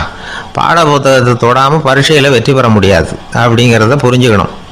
உள்ளே இருக்கிற உண்மையை தொடாமல் வாழ்க்கையில் வெற்றி பெற முடியாது. அதனால உண்மையை புரிஞ்சுக்கிட்டா வாழ்க்கையில் வெற்றி நிச்சயம். துருக்மேனியாவில் அஷ்காபாத் அப்படின்னு ஒரு நகரத்தில் ஒரு புவியியல் விஞ்ஞானி இருந்தார். அவரு ஒரு நாய்க்குட்டி வளர்த்தார்.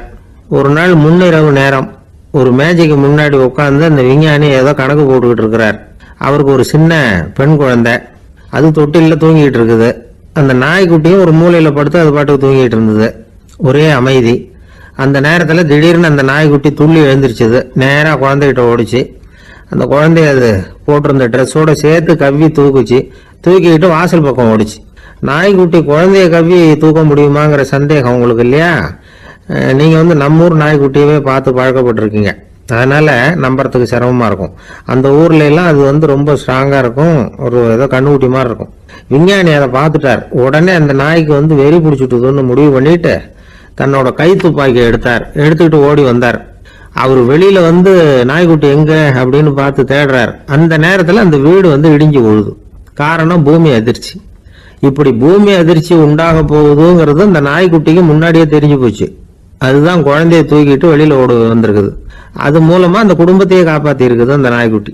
இந்த சம்பவம் நடக்கிறதுக்கு 3 நாளைக்கு முன்னாடியே சில பிராணிகளுக்கு இப்படி நடக்க போகுதுங்கிறது தெரிஞ்சிருக்குதான். ஆமா, அந்த நகரத்துல 3 நாளைக்கு முன்னாடியே பாம்பு, பல்லி இதெல்லாம் அது தங்கியிருந்த வலையை விட்டு வெளியில ஓடி வந்துட்டுது. அதே மாதிரி அங்கிருந்த புறாவெல்லாம் பறந்து போயிடுச்சான். இதே மாதிரி யுகோஸ்லோவியாவில் கூட ஒரு நகரம், அங்க ஒரு நாள் ராத்திரி ஒரு மிருக காட்சி சாலையில திடீர்னு ஒரு பெரிய கலவரம், கூச்சல், குழப்பம். அங்க இருந்த கழுதை, புலி, யானை, பறவை எல்லாம் கண்ணாபின்னான்னு கத்த ஆரம்பிச்சுட்டுது. நீர் யானை அதுக்குன்னு போட்டிருந்த தடுப்பையே தாண்டி குதிச்சு வெளியில வந்துட்டுதான். மறுநாள் தான் எல்லாருக்கும் விஷயம் புரிஞ்சுது. அடுத்த நாள் காலையில அங்க பூமி அதிர்ச்சி உண்டாயிட்டுது. இப்ப பாருங்க, அதாவது மனுஷனை போய் தீர்க்க தரிசி அது இதுன்னு சொல்லிட்டு இருக்கிறோம். இவனை விட அது பரவாயில்லைன்னு தோணுது. அதாவது மிருகங்கள் ஒண்ணு நடக்க போகுதுங்கிறத முன்னாடியே புரிஞ்சுக்குதே. சரி, இதெல்லாம் எப்படி அது முன்கூட்டி புரிஞ்சுக்குது? அதுதான் படைப்பு ரகசியம்.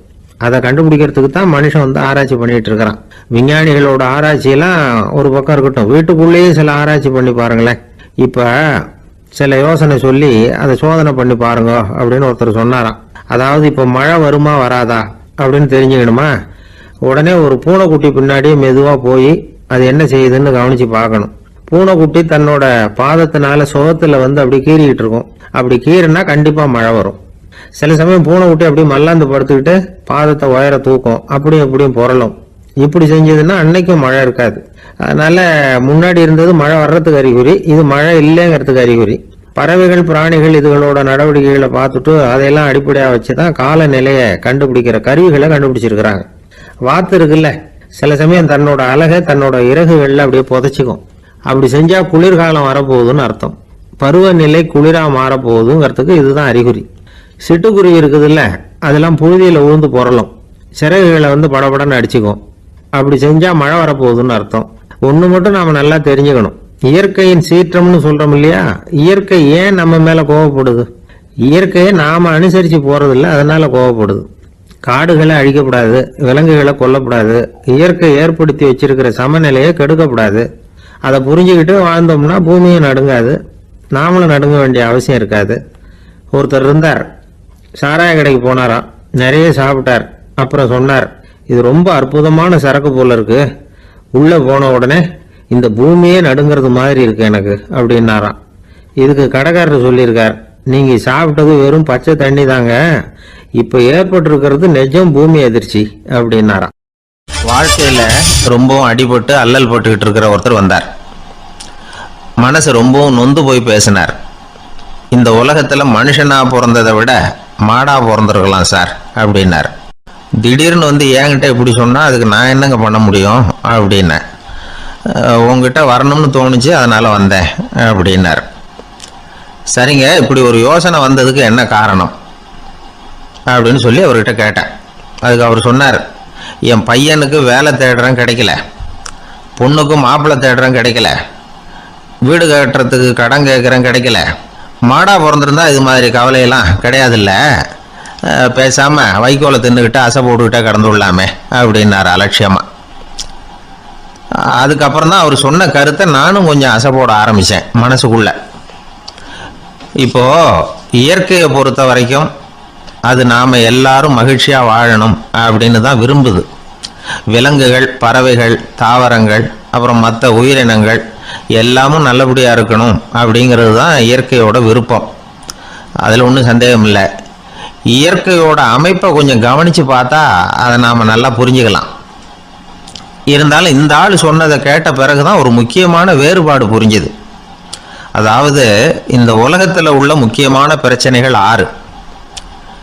அந்த 6 பிரச்சனைகளும் ஆடு மாடுகளுக்கு கிடையாது, மரம் செடி கொடிகளுக்கு கிடையாது. ஆனால் மனுஷன் அந்த 6 பிரச்சனைகளையும் சந்திக்க வேண்டியிருக்கு. சரி, அந்த 6 பிரச்சனைகள் என்னென்ன தெரியுமா? முதல்ல இந்த ஆடு மாடுலாம் நமக்குன்னு சொந்தமாக ஒரு வீடு இல்லையே அப்படின்னு கவலைப்பட்டுக்கிட்டு இருக்கிறது இல்லை. ஆனால் மனிதனுக்கு வீடு தேவைப்படுது. இது ஒரு வித்தியாசம். இப்போ 2வது பிரச்சனை என்னென்னா ஆடை பிரச்சனை. ஒரு கோழியோ சேவலோ நாம் போட்டுக்கிறதுக்கு ஒரு சட்டை இல்லையே அப்படின்னு கவலைப்படுறதில்ல. ஆனால் மனுஷனுக்கு அந்த கவலை உண்டு. சரி, இப்போ 3வது என்னன்னு பார்த்தா கல்வி பிரச்சனை. ஒரு பசுமாடு கவலையோடு நின்றுக்கிட்டு இருக்கு அப்படின்னு வச்சுக்குவோம். நீங்கள் அதுக்கிட்ட போய், ஏன் பசுமாடை கவலையோடு நின்றுக்கிட்டு இருக்கிற அப்படின்னு கேட்குறீங்க. என் கண்ணுக்குட்டிக்கு எல்கேஜியில் இடம் கிடைக்கல, டொனேஷன் கொடுக்கறதுக்கு கையில் பணமும் கிடையாது, சிபாரிசுக்கு யாரை பிடிக்கிறதுன்னு தெரியல, இப்படியா சொல்லிகிட்டு இருக்கோம். அதுக்கு அந்த கவலையெல்லாம் கிடையாது. ஆனால் மனிதனுக்கு அந்த கவலை உண்டு.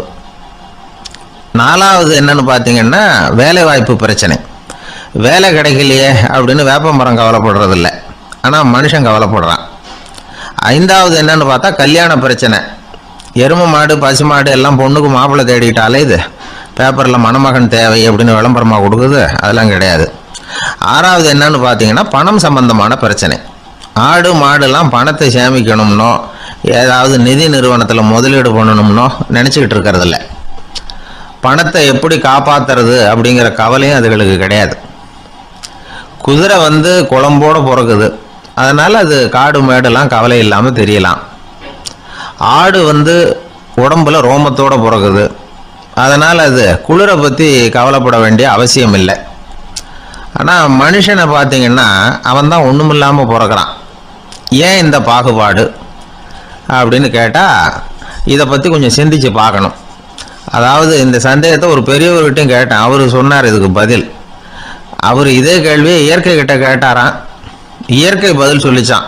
வேற யாருக்கும் கொடுக்காத ஒரு வலுவான கருவியை, ஒரு பவர்ஃபுல் வெப்பன் மனுஷனுக்கு கொடுத்துருக்கிறேன்னு, அந்த கருவியை உபயோகப்படுத்தி அந்த 6 பிரச்சனையை மட்டும் இல்லை 6 கோடி பிரச்சனைகள் இருந்தாலும் அதையெல்லாம் சமாளிக்கலாம். அது கருவி என்ன தெரியுமா? அதுதான் 6வது அறிவு. அதை உபயோகப்படுத்தினா காலுக்கு செருப்பு தயார் பண்ணிக்கலாம், குளிருக்கு போர்வை தயார் பண்ணிக்கலாம், என்ன வேணும்னாலும் செய்யலாம் அப்படின்னு இயற்கை பதில் சொல்லிச்சான். அதனால் நாம் செய்ய வேண்டியது என்னென்னா இயற்கையை முதல்ல சரியாக புரிஞ்சுக்கணும். இயற்கையின் படைப்பையே நாம் சரியாக புரிஞ்சுக்கிறது இல்லையா, அதுதான் வேதனை. இந்த கதையை கேளுங்க. இப்போ நகரத்திலேருந்து ஒரு ஆள் கிராமத்துக்கு வந்தான். அங்கே ஒரு சிறுவன் மாடு மேய்ச்சிக்கிட்டு இருந்தான். நகரத்து ஆள் சொன்ன, எவ்வளோ அழகான பசு, அது சரி இதுக்கெல்லாம் ஏன் கொம்பு இல்லைன்னா. இதுக்கு அந்த பையன் பதில் சொன்னான், பசுமாட்டுக்கு கொம்பு இல்லாததுக்கு பல காரணங்கள் உண்டு. கண்ணுக்குட்டியாக இருந்தால் கொம்பு இருக்காது, பசு வளர்ந்து பெருசானதுக்கு அப்புறம் தான் கொம்பு முளைக்கும், இது ஒரு காரணம். சில சமயம் வளர்கிற கொம்பை எடுத்து விடுறது உண்டு, அது ஒரு காரணம். ஆனால் இதுக்கு ஏன் கொம்பு இல்லைன்னு கேட்குறீங்க, அதுக்கு என்ன காரணம்னா இது பசு இல்லை குதிரை அப்படின்னானா. இன்பம் துன்பம் இது ரெண்டும் சேர்ந்தது தான் வாழ்க்கை. இது எல்லாரும் சொல்லிகிட்டு இருக்கிற ஒரு உண்மை. அது சரி, இது ரெண்டும் வர்றதுக்கு என்ன காரணம்? துறவி ஒருத்தர் யோசிச்சு பார்த்துருக்கார். இன்ப துன்பம் தோன்றுவதற்கு முக்கியமாக 6 காரணங்கள் உண்டு அப்படிங்கிறார் அவர். அது என்னங்கிறத நாமளும் தெரிஞ்சு வச்சுக்குவோமே. இப்போ முதல் காரணம் சுயநலம். ஒரு தாயார் தன்னுடைய சுயநலம் கருதி தன்னுடைய மகன் இன்பமாக இருக்கணும்னு ஆசைப்படுறாங்க. மகனும் அப்படியே ஆசைப்படுறான். அதனால தாயாரின் இன்ப துன்பங்களை பார்த்துட்டு மகனும் இன்ப துன்பம் அடையிறான். அந்த அம்மாவுக்கும் அதே நிலைமை தான். ரெண்டாவது காரணம் உறவு. நான் துறவியான பிறகு கூட உறவுங்கிற காரணத்தினால தான் தாயாருடைய சுக துக்கங்களை கண்டு நானும் சுக துக்கம் அடைகிறேன். என் தாயாருடைய நிலைமையும் இதுதான் அப்படிங்கிறார் ஒரு துறவி. மூணாவது காரணம் என்னன்னா அறிமுகம். எனக்கு அறிமுகமான ஒருத்தரை ரயில் நிலையத்தில் சந்திக்கிறேன். அவர் தன்னுடைய பணப்பையை எங்கேயோ தொலைச்சி விட்டு வருத்தப்பட்டுக்கிட்டு இருக்கிறார். நானும் வருத்தப்படுறேன். அந்த சமயத்தில் யாரோ ஒருத்தர் இதுதானே அவங்க பணப்பை அப்படின்னு சொல்லி கொண்டாந்து நீட்டுறார். பணப்பையை தொலைச்சவர் சந்தோஷப்படுறார், நானும் சந்தோஷப்படுறேன். இது அந்த துறவி சொல்கிற அனுபவம். நாலாவது காரணம் என்னன்னா கருணை. எனக்கு முன்னே தெரியாத ஒருத்தனை யாரோ ஒருத்தன் அடித்து காயப்படுத்தி போடுறான். கருணை காரணமாக நான் அதுக்காக துக்கப்படுறேன். அஞ்சாவது காரணம் எதையும் நம்புறது. ஒரு பசுமாட்டை ஒரு முரணை அடிச்சுக்கிட்டு இருக்கிறான் அப்படின்னு ஒருத்தர் நம்மகிட்ட சொல்கிறாருன்னு வைங்க, உடனே நான் துக்கப்படுறேன். இன்னொருத்தர் அந்த முரணனை போலீஸ்காரங்க பிடிச்சிட்டு போயிட்டாங்கன்னு சொல்கிறாரு, நான் உடனே சந்தோஷப்படுறேன். மூணாவதாக ஒருத்தர் முதல் 2 பேரும் சொன்னது பொய்யுங்கிறார். அப்போ நான் இன்ப துன்பம் ரெண்டுமே இல்லாமல் நிம்மதியாக இருக்கிறேன். இது ஒரு விதம். அடுத்தது 6வது காரணம் என்னன்னா தன்மயமாகுதல். ஒரு நாவல் படிச்சுக்கிட்டு இருக்கிறோம், அதில் வர்ற பாத்திரங்களோட நாம் ஒன்றி போயிடுறோம். அதில் வர்ற பாத்திரங்கள் சிரிச்சுதுன்னா நாமளும் சிரிக்கிறோம், அது அழுதுன்னா நாமளும் அழறோம். அதெல்லாம் அந்த துறவி சொல்கிற அனுபவ உண்மைகள். இன்ப துன்பம் ரெண்டும் தோன்றுவதற்கு சுயநலம், உறவு, அறிமுகம், கருணை, எதையும் நம்புறது, தன்மயமாகிறது, இது எல்லாம் தான் முக்கிய காரணம் அப்படின்னு அவர் சொல்கிறார். ஆக கூடி ஒட்டு மொத்தமாக யோசனை பண்ணி பார்த்தா பிற பொருள்கள் மீது பற்றுதல் காரணமாக தான் நாம் இன்ப துன்பம் அடைகிறோம் அப்படிங்கிறத புரிஞ்சிக்க முடியுது. மனுஷன் இன்ப துன்பம் அடைகிறதுக்கு 7வது காரணம் கூட ஒன்று உண்டு அப்படின்னு சொல்லிகிட்டே வந்தார் ஒருத்தர். அது என்ன அப்படின்னு கேட்டோம். அதுதான் சார் இந்த நீங்கள் சொல்லிட்டு வர்ற இன்று ஒரு தகவல்னார். எப்படி சொல்கிறீங்கன்னு கேட்டோம். இன்று ஒரு தகவல் கேட்க ஆரம்பிக்கிறப்போ மனசில் இன்பம், ஆரம்பித்த உடனே இது ஏற்கனவே கேட்ட சமாச்சாரமாச்சே அப்படின்னு நினைக்கிறப்போ துன்பம் அப்படின்னு அதுக்கு ஒரு விளக்கம் கொடுத்தார் அவர். ஒரு சராசரி மனிதனுடைய இயல்பு என்ன? இன்பம் வந்தால் துள்ளி குதிப்பான், துன்பம் வந்தால் சோர்ந்து போய் ஒரு மூலையில் உட்காந்துருவான். இவன் தான் சராசரி மனிதன். ஆனால் ஒருத்தன் இன்பம் வந்தால் அதுக்காக மகிழ்ச்சி அடைகிறதில்ல, துன்பம் வந்தால் அதுக்காக சோர்ந்து போகிறதில்ல அப்படின்னு வச்சுக்கோங்க. அப்படி இருந்தால் அவன் சாதாரண ஆள் கிடையாது. ஒரு ஊரில் ஒரு ஞானி இருந்தார். அவரை தேடிட்டு ஒரு பெரியவர் வந்தார். ஐயா, ஞானத்தில் சிறந்த ஞானம் எது அப்படின்னு கேட்டாராம். இதுக்கு அந்த ஞானி என்ன பதில் சொன்னார் தெரியுமா? இன்பத்தினால மகிழ்ச்சி அடையாமலும் துன்பத்தினால சோர்வு அடையாமலும் இருக்கிறது தான் அந்த ஞானம், பெரிய ஞானம் அப்படின்னாராம். சரி சுவாமி, அப்படிப்பட்ட ஞானம் உங்களுக்கு எப்படி வந்ததுன்னு கேட்டிருக்காரு இவர். அதை நான் ஒரு கழுதைகிட்ட இருந்து கற்றுக்கிட்டேன் அப்படின்னாராம் அவர். இவருக்கு ஒன்றும் புரியல, ஒரு மாதிரியாக முழிச்சிருக்கிறார். இதை அவர் புரிஞ்சுக்கிட்டார். நீங்கள் நாளைக்கு காலையில் நம்முடைய ஆசிரமத்துக்கு வாங்க, புரிய வைக்கிறேன்னாராம். சரின்னு அவர் போயிட்டார். மறுநாள் காலையில் ஆசிரமத்துக்கு சேர்ந்தார். ஞானி அவரை கூப்பிட்டு உட்கார வச்சார். வாங்க இப்படி உட்காருங்க, கொஞ்ச நேரத்தில் இந்த வழியாக ஒரு கழுதை போகும், அதை கவனித்து பாருங்கன்னாரா. இவருக்கு இன்னமும் ஒன்றும் புரியாமல் போச்சு, ஒரே குழப்பம். இருந்தாலும் அந்த ஞானி சொன்னது மாதிரியே உட்காந்துருக்கிறார். கொஞ்ச நேரத்தில் இந்த வழியாக ஒரு கழுதை போச்சு. அது முதுக நிறைய அழுக்கு மூட்டைகள், அதை சுமந்துக்கிட்டு போகுது. ஒரு சலவை தொழிலாளி அதை ஓட்டிகிட்டு போகிறார். கொஞ்சம் தூரத்தில் ஒரு ஆறு இருக்குது. அங்கே போய் துணியெல்லாம் சுத்தப்படுத்திக்கிட்டு சாயந்தரமாக திரும்பி இந்த வழியாக வருவாங்க. ஞானி சொன்னது மாதிரியே இந்த பெரியவர் அழுக்கு மூட்டையை சுமந்துக்கிட்டு போகிற அந்த கழுதையை கவனித்தார். கழுதை போயிட்டுது. அதுக்கப்புறம் ஞானியை திரும்பி பார்த்தார். இப்போ அந்த ஞானி சொன்னார், சாயந்தரம் வரைக்கும் நீங்கள் இங்கேயே இருக்கணும்னார். அதே மாதிரி இவர் இருந்தார். சாயந்தரமாக அந்த ஞானி சொன்னார், ஐயா, இப்போ கொஞ்ச நேரத்தில் அந்த கழுதை இந்த வழியாக திரும்பி வரும், அதையும் கவனித்து பாருங்கன்னார். இவரும் கவனித்து பார்க்குறார். கழுதை வந்தது. அது முதுகில் சலவை செய்யப்பட்ட துணி மூட்டை, அது பாட்டுக்கு சுமந்துக்கிட்டு போய்கிட்டு இருக்குது. பெரியவருக்கு ஒன்றும் புரியல, பொறுமை இழந்துட்டார். சரி சுவாமி, இந்த கழுதைக்கும் உங்கள் ஞானத்துக்கும் என்ன சம்பந்தம் அப்படின்னார். இப்போ அந்த ஞானி விளக்கினார். ஐயா, இந்த கழுதை இதே மாதிரி தினமும் காலையில் அழுக்கு மூட்டைகளை சுமந்துக்கிட்டு ஆற்றுக்கு போகுது, மாலையில் வெண்மையான சுத்தமான துணிகளை சுமந்துக்கிட்டு திரும்பி ஊருக்கு போகுது. காலையில் இது போகும்பொழுது முதுகில் அழுக்கு மூட்டைகளை சுமந்துக்கிட்டு போகிறோமேங்கிற வருத்தமும் அதுக்கு கிடையாது. சாயந்தரம் திரும்பி வரும்பொழுது சுத்தமான துணிகளை சுமந்துக்கிட்டு வர்றோமேங்கிற மகிழ்ச்சி அதுக்கு இல்லை. இதை பார்த்து தான் நானும் அது மாதிரி ஞானத்தை கற்றுக்கிட்டேன் அப்படின்னாராம். அதனால் யார் கற்றுக் கொடுக்குறாங்க அப்படிங்கிறத விட எதை கற்றுக்கிறோம் அப்படிங்கிறது தான் முக்கியம். ஒரு சினிமா பார்க்குறோம், ஒரு அருவி கொட்டுறது மாதிரி காட்சி வருது, தண்ணீர் வழியுது. படம் முடிஞ்சதும் பார்த்தீங்கன்னா அந்த திரை என்ன நனைஞ்சு போயா இருக்கும். ஒரு தீப்பிடிச்சு எரியிற காட்சியே சினிமாவில் பார்க்குறீங்க, காட்சி முடிஞ்சதும் அந்த வெண் திரையே கருகி போயா இருக்கும். படத்தில் வர்ற தண்ணீரும் நெருப்பும் அந்த திரையை பாதிக்கிறது இல்லை. நாம் அந்த திரை மாதிரி இருக்கிறதுக்கு கற்றுக்கணுமா. அந்த பக்குவம் வந்துவிட்டதுன்னா இன்பமும் துன்பமும் நம்ம எதுவும் செய்யாது. ஒரு சினிமாவை பார்க்குற வரைக்கும் சிரிக்கலாம், அழலாம். பார்த்துட்டு வெளியில் வரும்பொழுது அழுதுகிட்டே வரக்கூடாது. ஒருத்தர் வந்தார், அப்படி படம் முடிஞ்சு வெளியில் வரும்பொழுது அருவி மாதிரி கண்ணீர் சிந்திக்கிட்டே வரார். ஏன் சார் படம் அவ்வளவு சோகமா அப்படின்னு கேட்டார். இன்னொருத்தர், இல்லை சார் கூட்டம் ரொம்ப குறைச்சல் சார், மொத்தம் படம் பார்க்க வந்தவங்களே 15 பேர் தான் சார் அப்படின்னார் கண்ணீரை தொடச்சிக்கிட்டே. அதுக்கு நீங்கள் ஏன் சார் அழறீங்கன்னு கேட்டார் அவர். இந்த படத்தோட தயாரிப்பாளரே நான் தான் சார் அப்படின்னாரா இவர். இந்த உலகத்தில் உண்மையாகவே வேதாந்தம் பேசுகிறவங்களும் உண்டு, உள்ளுக்குள்ளே வேற மாதிரி இருந்துக்கிட்டு வெளியில் வேதாந்தம் பேசுகிறவங்களும் உண்டு. ஒரு ஆள் இருந்தார், அவரு ஒரு கடை வச்சு வியாபாரம் பண்ணிக்கிட்டு இருந்தார். மகா கஞ்சன், யாருக்கும் எந்த உதவியும் செய்ய மாட்டார். எச்சில் கையென்ன ஈர கையை கூட உதற மாட்டார். அப்படிப்பட்ட மனுஷன். அந்த ஊருக்கு ஒரு முனிவர் வந்துக்கிட்டு இருந்தார். வருஷத்துக்கு ஒரு தடவை வருவார், ஒரு நாள் 2 நாள் இருப்பார், அப்புறம் போயிடுவார். அந்த முனிவர் வர்றப்போலாம் இந்த ஆள் எழுந்திரிச்சு ஓடி போய் அவரை வரவேற்பான். ரொம்ப பெரிய வேதாந்தி மாதிரி அவர்கிட்ட பேசிக்கிட்டு இருப்பான்.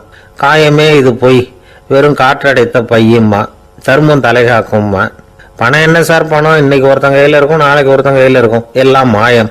எனக்கு தான் இன்னமும் இந்த சம்சார பந்தத்திலிருந்து விடுபடுறதுக்கு நேரம் வரலேம்மா.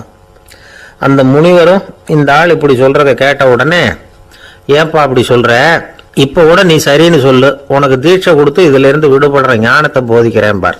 உடனே அந்த ஆள் என்ன சொல்லுவான் தெரியுமா, ஐயோ சாமி இப்போ அது எப்படிங்க முடியும், பிள்ளைங்கள்லாம் சின்ன சிறுசுங்க, அதுகளுக்கெல்லாம் ஒரு கல்யாணம் காட்சின்னு செஞ்சு கடமையை முடிச்சுட்டா நீங்க சொல்றபடி செஞ்சு விடலாமா.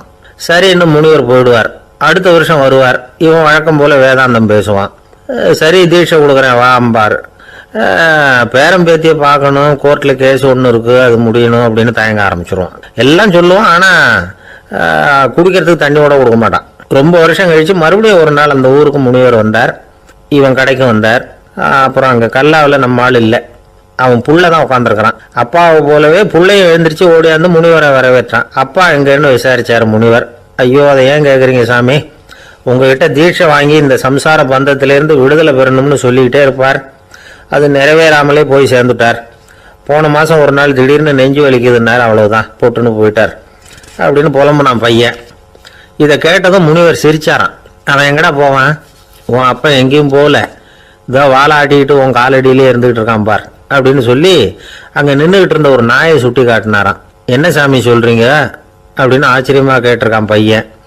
உடனே முனிவர் அந்த நாயோட தலையில ஒரு தட்டு தட்டி பேசுறா அப்படின்னாரான். உடனே அந்த நாய் வேதாந்தம் பேச ஆரம்பிச்சுட்டு தான், காயமே இது போய் வெறும் காற்றடைத்த பைய அப்படின்னு தான்.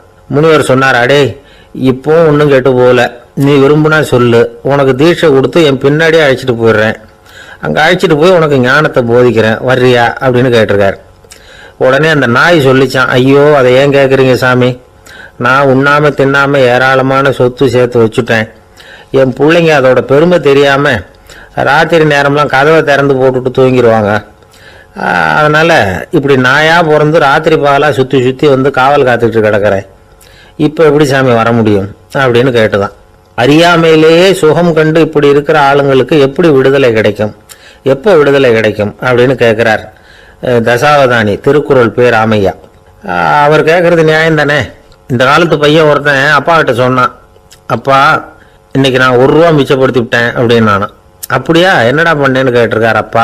டவுன் பஸ்ஸில் ஏறாமல் அது பின்னாடியே ஓடியாந்தேன், 1 ரூபா மிச்சம் தானே அப்படின்றான். அட பாவி, ஒரு ஆட்டோ பின்னாடி ஓடியாந்துருந்தா 10 ரூபா மிச்சமாயிருக்குமே, வேஸ்ட் பண்ணிட்டியே அப்படின்னாராம் அந்த அப்பா. ஒரு மனுஷனுக்கு 3 விதத்தில் கர்வம் உண்டாகிறதுக்கு வாய்ப்பு உண்டு. பணம், பதவி, புகழ்.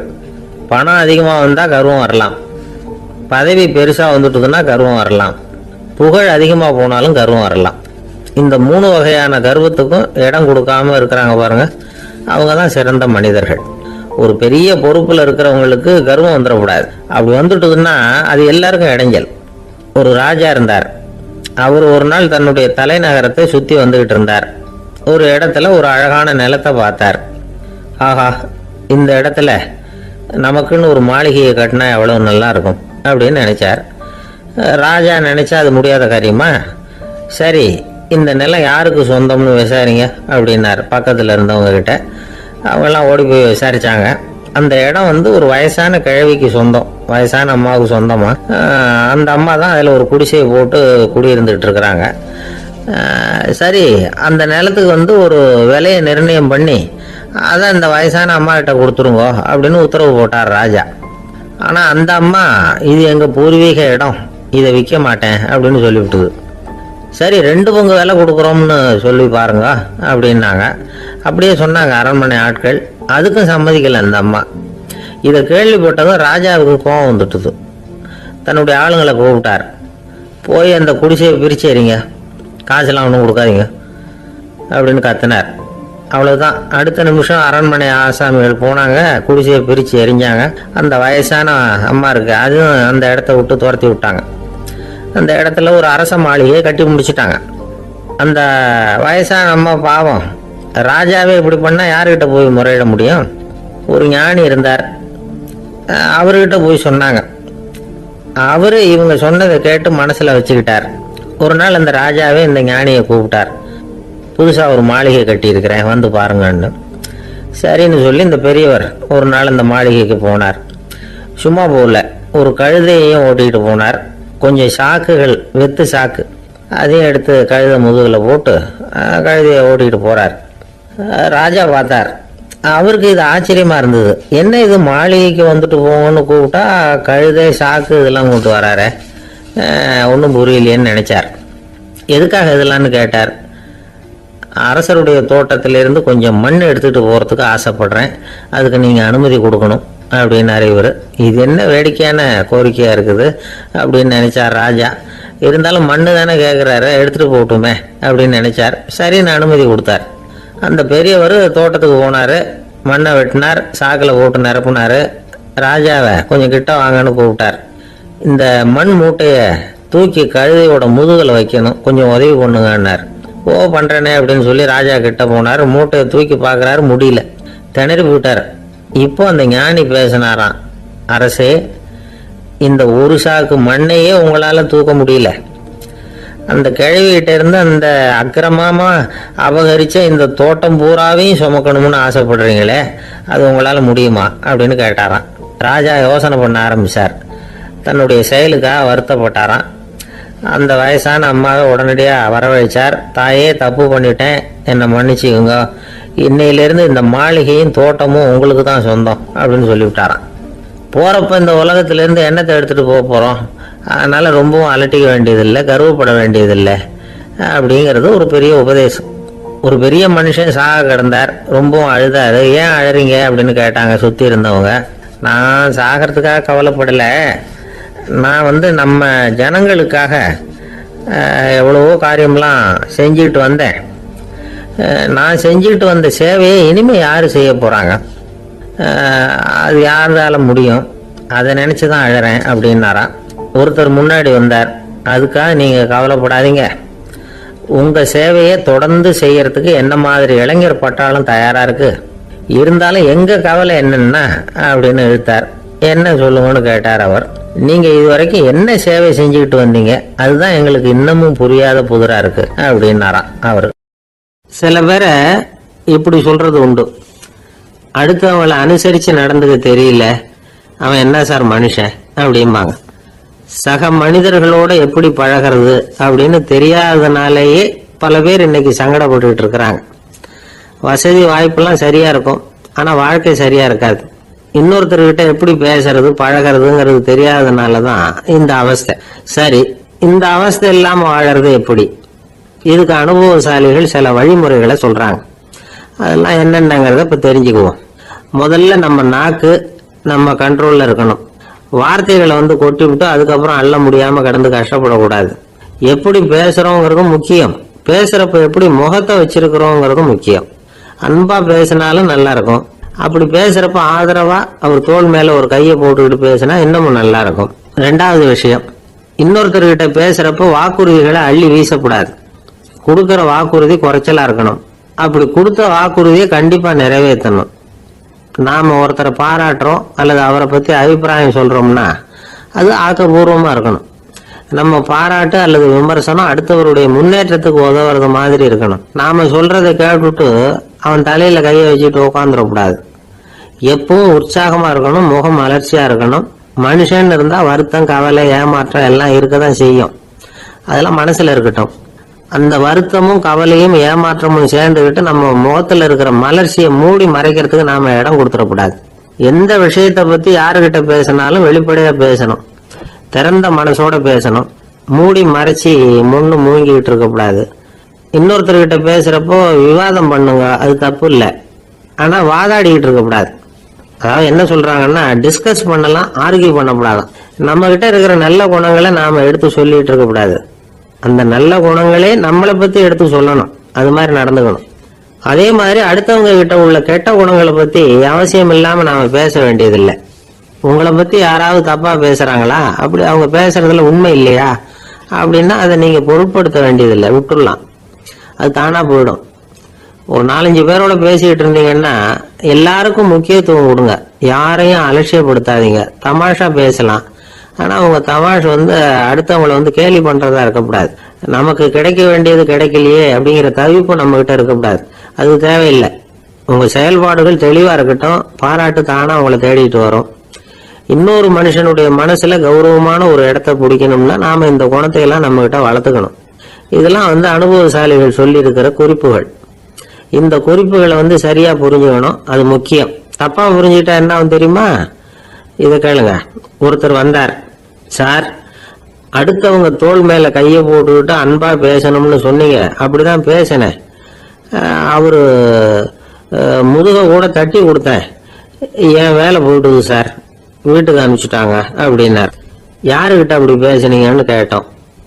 என் முதலாளி கிட்ட சார் அப்படிங்கிறார் ரொம்ப சோகமா.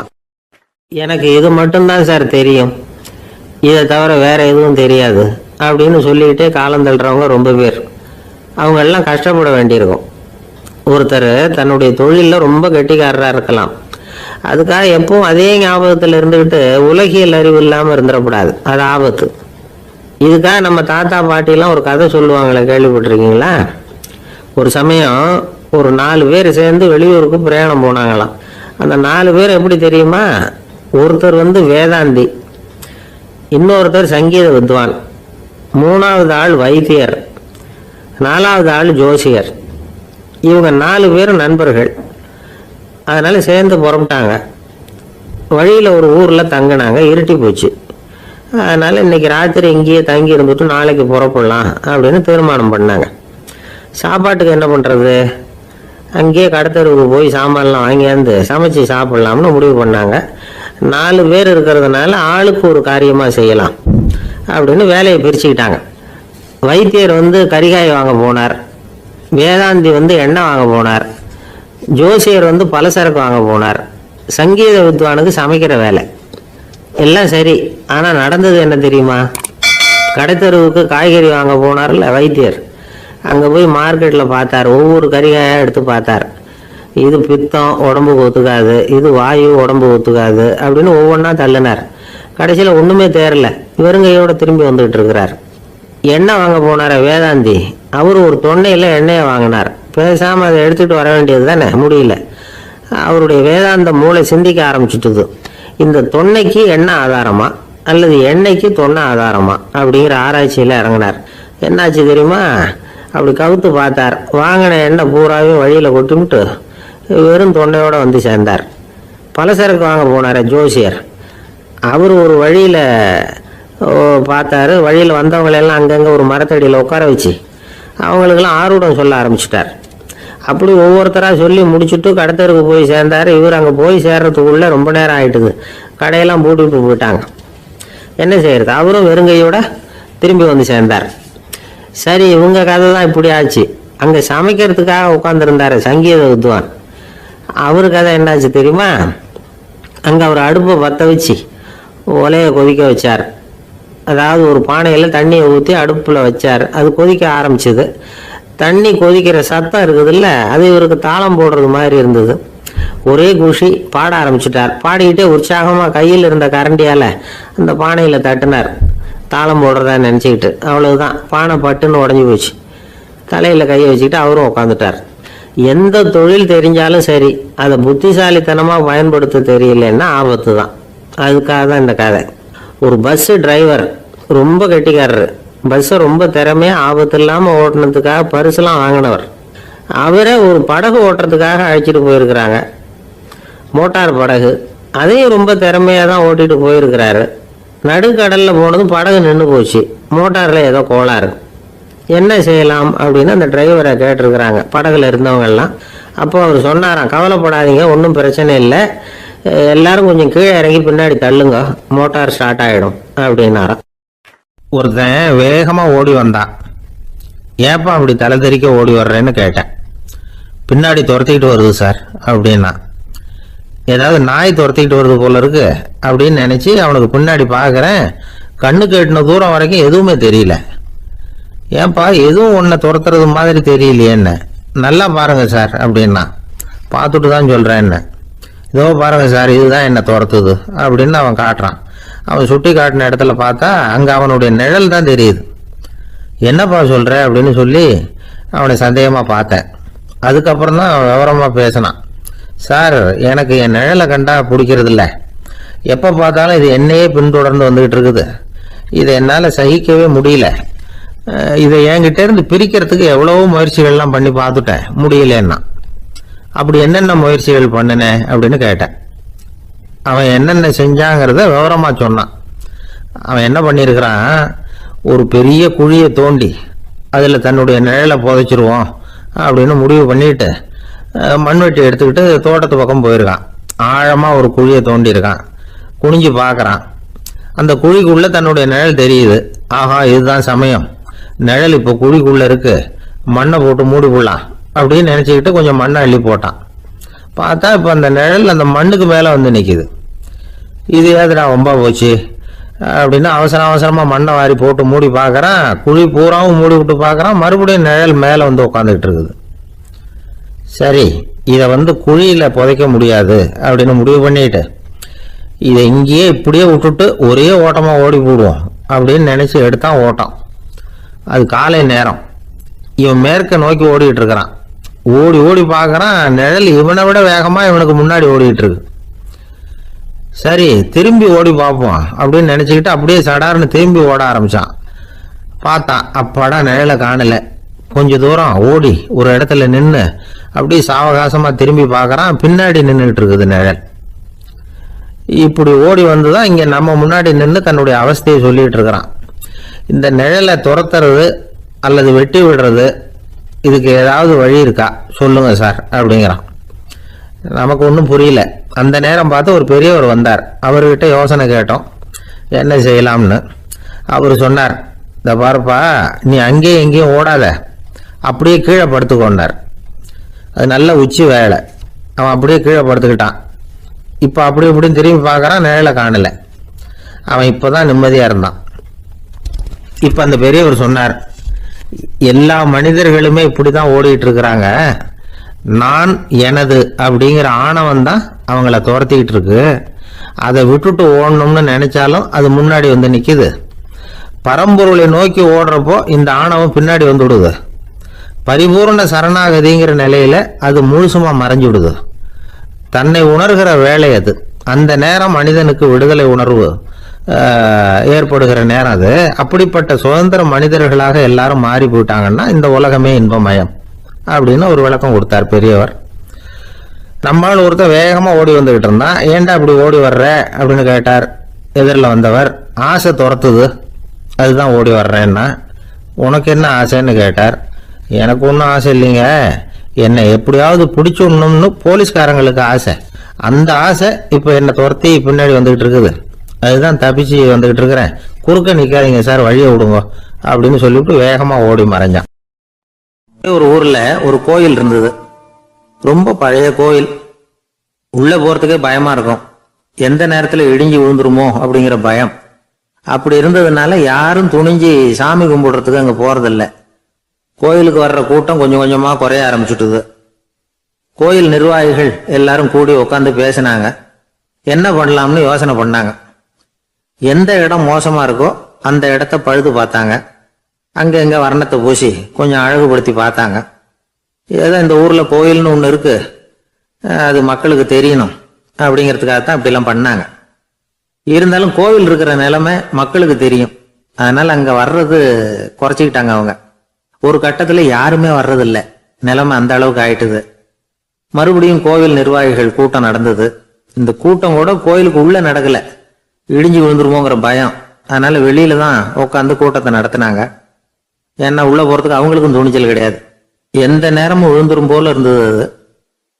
அது வழியா போறவங்க கூட வேகமா அந்த இடத்த கடந்து போக ஆரம்பிச்சுட்டாங்க.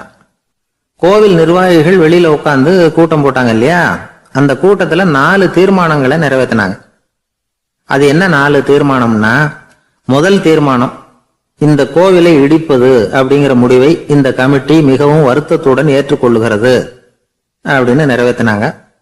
இதுக்கு பதிலா இன்னொரு கோவிலை உடனடியாக கட்டி முடிச்சுடணுங்கிறது 2வது தீர்மானம். 3வது தீர்மானம் என்ன தெரியுமா, பழைய கோவிலின் கதவுகள், அதிலிருந்து பிரிச்சு எடுக்கிற செங்கல், இதையே புது கோவில் கட்டுவதற்கு பயன்படுத்தி கொள்ள வேண்டியது. பழைய கோவில் இருந்த மாதிரியே அதே வடிவத்துல புது கோவிலையும் கட்ட வேண்டியது.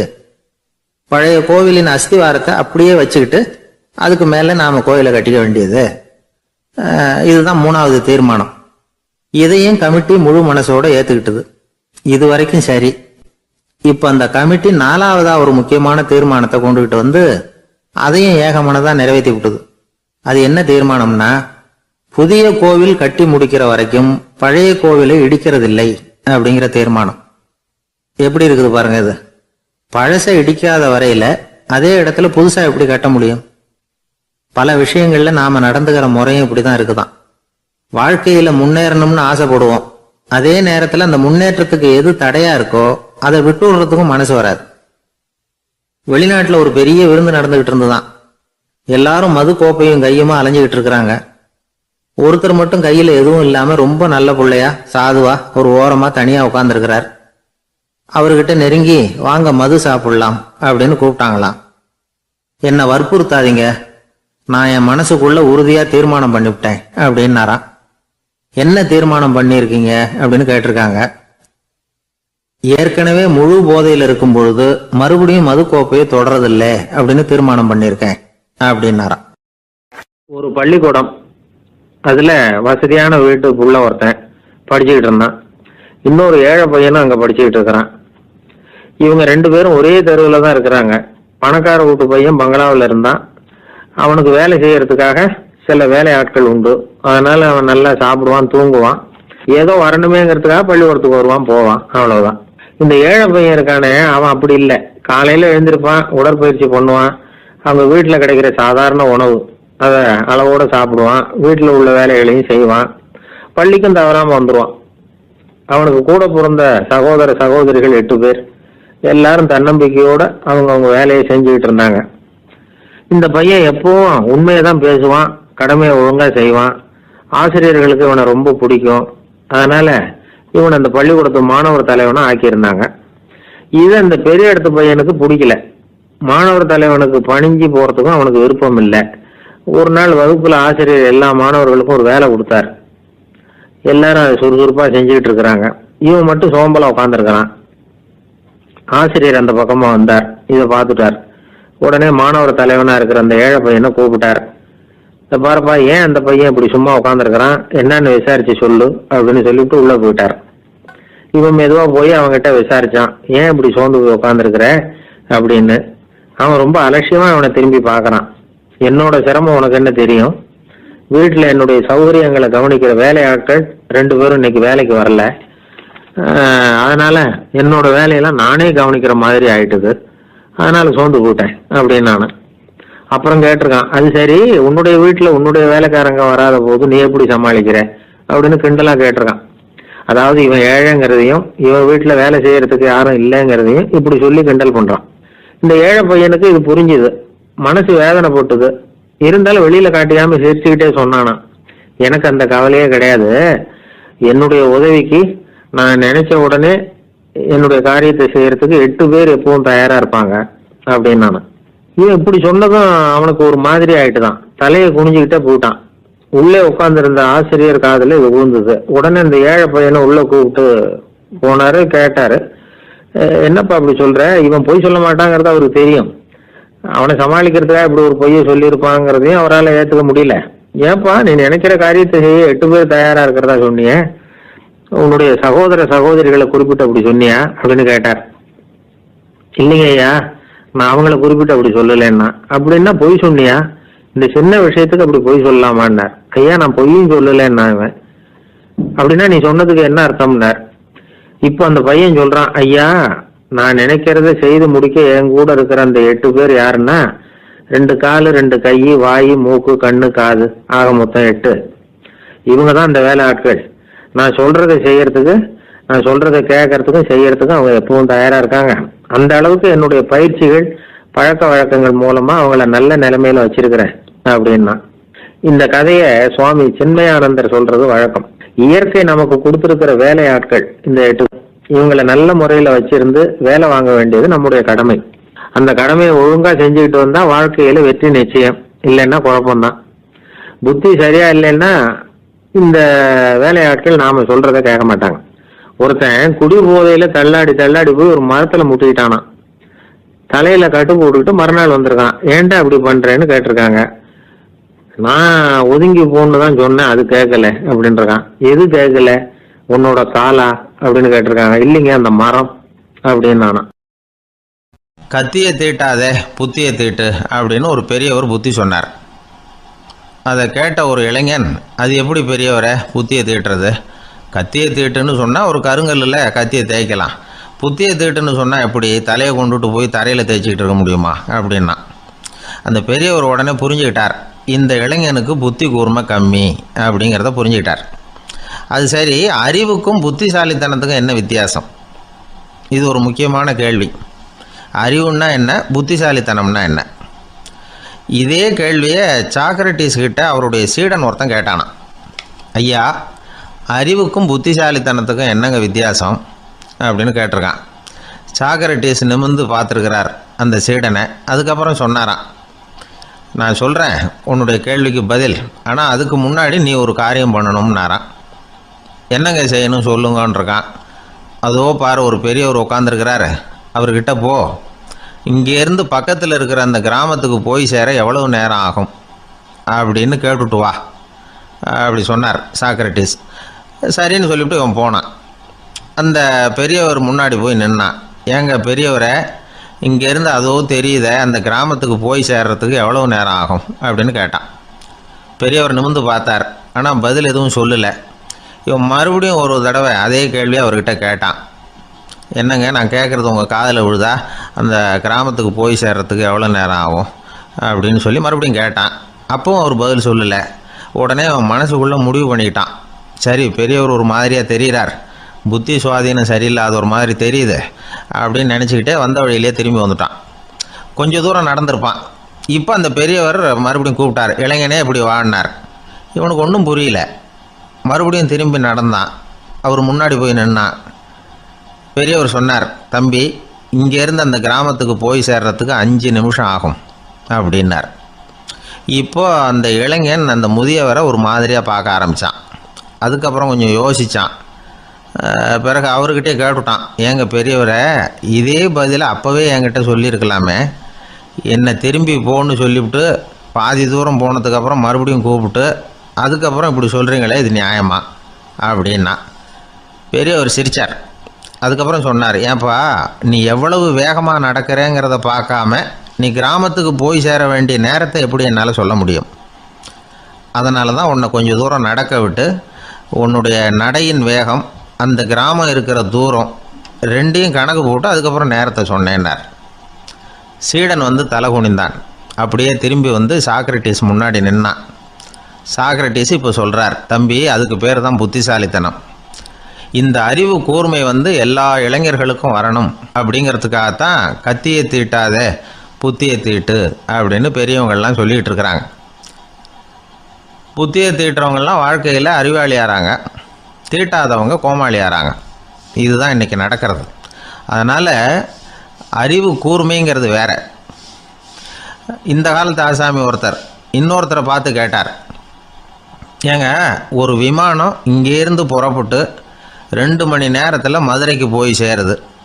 நல்லா கவனிங்க, ஒரு விமானம் இங்கேருந்து புறப்பட்டு 2 மணி நேரத்தில் மதுரைக்கு போய் சேருது அப்படின்னா என்னோடய வயசு என்னன்னு கேட்டார். இவர் கேட்குறதுல ஏதாவது அர்த்தம் இருக்கா?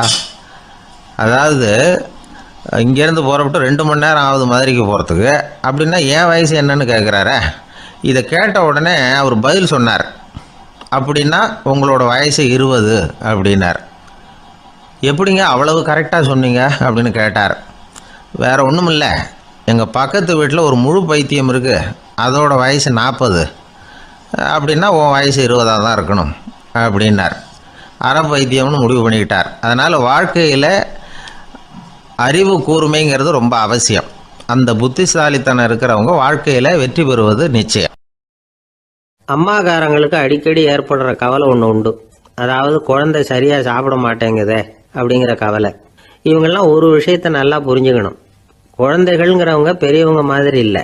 அவங்க கடிகாரத்தில் மணியை பார்த்துட்டு சாப்பிட்றதுக்கு உட்கார்ற ரகம் கிடையாது. பசிச்சா சாப்பிடுவாங்க, இல்லைன்னா விளையாடுவாங்க அல்லது தூங்குவாங்க. அது புரியாமல் அவங்கள கட்டாயப்படுத்தி அல்லது மிரட்டி சாப்பிட வைக்கிறது ரொம்ப தப்பு. ஒரு 8 மாத குழந்தைக்கு 3 மணி நேரத்துக்கு ஒரு தடவை பசிக்கும். அந்த நேரம் பார்த்து சாப்பாடு கொடுத்தா அடம் பண்ணாமல் அது பாட்டுக்கு சாப்பிட்றோம். அதே குழந்தைக்கு 1 வயசு ஆகிறப்போ 4 மணி நேரத்துக்கு ஒரு தடவை பசிக்கும். இந்த வயசுல இயற்கையாகவே பசி குறைஞ்சிருக்கும். அது புரியாமல் என் குழந்தை முன்னாடி மாதிரி இப்போ சரியாக சாப்பிட மாட்டேங்கிறான் அப்படின்னு சில பேர் டாக்டர்கிட்ட போய் சொல்லிக்கிட்டு இருப்பாங்க. இன்னொரு விஷயம், ஒரு குழந்தைக்கு வயசு அதிகமாகிற வேகத்துக்கு உடம்பு எடையும் அதிகமாகிக்கிட்டே போகாது. உடம்பு எடை அதிகமாகிற வேகம் குறைஞ்சிக்கிட்டே வரும். 6 மாத குழந்தைக்கு ஒரு வாரத்தில் 150 கிராம் எடை கூடும். ஒரு வயசுல வாரத்துக்கு 71 கிராம் எடை கூடும். இது புரியாமல் அதிகமாக சாப்பாட்டை கொடுத்து குழந்தைய கஷ்டப்படுத்தக்கூடாது. ஏன்னா அளவுக்கு மீறின உணவு அஜீரணத்தை உண்டு பண்ணிவிடும். குழந்தைக்கு ஒரு தட்டில் கொஞ்சமாக ஆகாரத்தை வச்சு கொண்டுகிட்டு போய் கொடுக்கணும். மலை மாதிரி குவிச்சு வச்சா அதை பார்த்ததுமே பசி அடங்கி போயிடும். அடித்து மிரட்டி பயமுறுத்தி குழந்தைய சாப்பிட வைக்கிற பழக்கம் இருக்கு பாருங்க, அதுக்கு ஃபுட் ஃபோர்ஸிங் அப்படின்னு பேர். இப்படி பண்ணுனா குழந்தைக்கு சாப்பாட்டில் விருப்பம் குறைஞ்சிரும், அதை கண்டாவே வெறுக்க ஆரம்பிச்சிடும். அது மாதிரி உளம் சார்ந்த பசி குறைவு, சைக்கோஜெனிக் அனோரெக்சியா, அது ஏற்படுமா. சாப்பாடுங்கிறதே ஒரு தண்டனை மாதிரி தோணும். குழந்தைகளுக்கு பிடிச்ச மாதிரியான ஆகாரத்தை கொடுக்கணும். சத்து அதிகம் இருக்குங்கிறதுக்காக அதுக்கு பிடிக்காத ஆகாரத்தை கொடுத்து கட்டாயப்படுத்தக்கூடாது. குழந்தைகளுக்கு 2 வயசு ஆகிறப்போ இயற்கையாகவே எதிர்மறை குணம் உண்டாகும். அதாவது அந்த எதிர்மறையாக பேசுறது. இது மாதிரி சமயங்களில் நாம் என்ன சொல்கிறோமோ அதுக்கு நேர்மாறாக நடந்துக்கும். ஏட்டிக்கு போட்டி. சாப்பிட சொன்னால் விளையாட போவோம், விளையாட சொன்னால் சாப்பாடு கேட்கும். இதை புரிஞ்சுக்கிட்டு நடந்துக்கணும். குழந்தை சொன்ன பேச்சை கேட்கலேன்னு கோவப்படக்கூடாது. குழந்தை வளர வளர பிடிவாத குணம் வர்றது சகஜம். கேட்டதை வாங்கி கொடுத்தாதான் சாப்பிடுவேன் அப்படின்னு பிடிவாதம் பண்ணணும். வாங்கி கொடுத்து விடுறது தான் உத்தமம். நீங்களும் அதுகிட்ட பிடிவாதம் பண்ணிட்டு இருக்கக்கூடாது. ஏன்னா கேட்டது கிடைக்கலையேங்கிற ஏமாற்றம் கூட குழந்தையோட பசியை குறைச்சிரும். கேட்டது கிடைச்சிட்டா பசி அதிகமாகும். கொடுத்ததை மலமலன்னு சாப்பிட்றோம். குழந்தைகளுக்கு கண்ட கண்ட நேரத்தில் சாப்பிட்றதுக்கு எதையாவது வாங்கி கொடுத்துக்கிட்டு இருந்தா சாப்பாட்டு நேரத்தில் சாப்பிடாம அடம் பண்ண ஆரம்பிச்சிடும். பள்ளிக்கூடம் போகிற பிள்ளைங்க காலை உணவை சரியாக சாப்பிட மாட்டாங்க. அச்சம், அவசரம், பரபரப்பு இதெல்லாம் தான் காரணம். பள்ளிக்கு புறப்படுறதுக்கு ஒரு 3/4 மணி நேரத்துக்கு முன்னாடியே சாப்பாடு போட்டுருங்க, அது சரியாக போடும். படிக்கிற குழந்தைகள் உடல் சோர்வு, மனச்சோர்வு இது காரணமாக கூட சாப்பிட மறுக்கிறது உண்டு. இப்போ உதாரணமாக சாயந்தரம் விளையாடி விட்டு வீட்டுக்கு வந்ததும் சாப்பிட சொன்னால் வேணாம்பாங்க. இது உடல் சோர்வு. ரொம்ப நேரம் வீட்டு பாடங்களை செஞ்சு முடித்த கையோடு சாப்பிட சொன்னாலும் அவங்களால சரியாக சாப்பிட முடியாது. இது உளச்சோர்வு, மனச்சோர்வு. இதை தவிர குழந்தைகளுக்கு உடல் நலக்குறைவு ஏற்பட்டால் கூட சாப்பிட மறுக்கிறது உண்டு. சில மருந்து மாத்திரைகள் கூட பசியை குறைச்சிரும். அதனால் சரியாக தெரிஞ்சுக்கிட்டு குழந்தைகளை சாப்பிட வைக்கணும். அது புரியாமல் கையில் சாப்பாட்டு தட்டை வச்சுக்கிட்டு குழந்தைகளை விரட்டிக்கிட்டு அலையக்கூடாது. ஒரு சின்ன பையன் சொன்னான், எங்கள் அம்மா சாப்பாடு போடுறது தெரிஞ்சா நான் உடனே வீட்டை விட்டு வெளியில் ஓடி போடுவேன் அப்படின்னா. ஏன் அப்படி பண்ணுறேன்னு கேட்டோம். எங்கள் அப்பா கூட அது மாதிரி தான் சார் பண்ணுவார் அப்படிங்கிறான். ஒரு நண்பர் ஆனந்தமாக சிகரெட் பிடிச்சிக்கிட்டு இருந்தார். இந்த பழக்கத்தை விட்டுவிடுங்களேன் அப்படின்னு சொல்லி பார்த்தோம். விட்டுடலாம்னு தான் பார்க்குறேன், ஆனால் முடியலையேன்னார். மனசு வச்சா எல்லாம் முடியும் அப்படின்னோம். அவர் கொஞ்ச நேரம் யோசனை பண்ணார். அப்புறம் சொன்னார், சரி சார், இதுதான் நான் பிடிக்கிற கடைசி சிகரெட் அப்படின்னு சொல்லி ரொம்ப அழுத்தமாக புகையை உள்ளுக்கு இழுத்தார். அதுக்கப்புறம் அந்த துண்டு சிகரெட்டை வீசி எறிஞ்சுட்டார். ஒருத்தர் இது மாதிரி தீர்மானம் பண்ணி தன்னுடைய கடைசி சிகரெட்டை தூக்கி எறிஞ்சுட்டாருன்னா அது ஒரு பெரிய விஷயம்தான். அதுக்கு பிறகு அவர் உடம்புல படிப்படியாக என்னென்ன மாற்றங்கள் நடக்கும் அப்படிங்கிறத பற்றி ஒரு விவர பட்டியலே வெளியிட்டிருக்கிறாங்க. அது என்ன விவரம் தெரியுமா? ஒருத்தர் புகைப்பிடிக்கிற பழக்கத்தை நிறுத்துறாருன்னு வச்சுங்க. அப்படி அவர் நிறுத்தின 20 நிமிடங்களுக்குள்ள உயர் ரத்த அழுத்தம், உடல் வெப்பம், நாடி துடிப்பு இதெல்லாம் சரியான நிலைமைக்கு வந்துடுதான். 8 மணி நேரத்துக்குள்ள இந்த ஸ்மோக்கர்ஸ் பிரீத் அப்படிங்கிற தன்மை மறைஞ்சிருதான். ரத்தத்தில் உள்ள கார்பன் மோனாக்சைடு அளவு குறையுதான், ஆக்சிஜன் அளவு கூடுதான், சரியான அளவுக்கு வந்துடுதான். ஒருத்தர் கடைசி சிகரெட்டை தூக்கி எறிஞ்சுட்டாருன்னா 24 மணி நேரத்துக்குள்ள மாரடைப்பு ஏற்படுறதுக்கான வாய்ப்பு குறைஞ்சுடுதான்.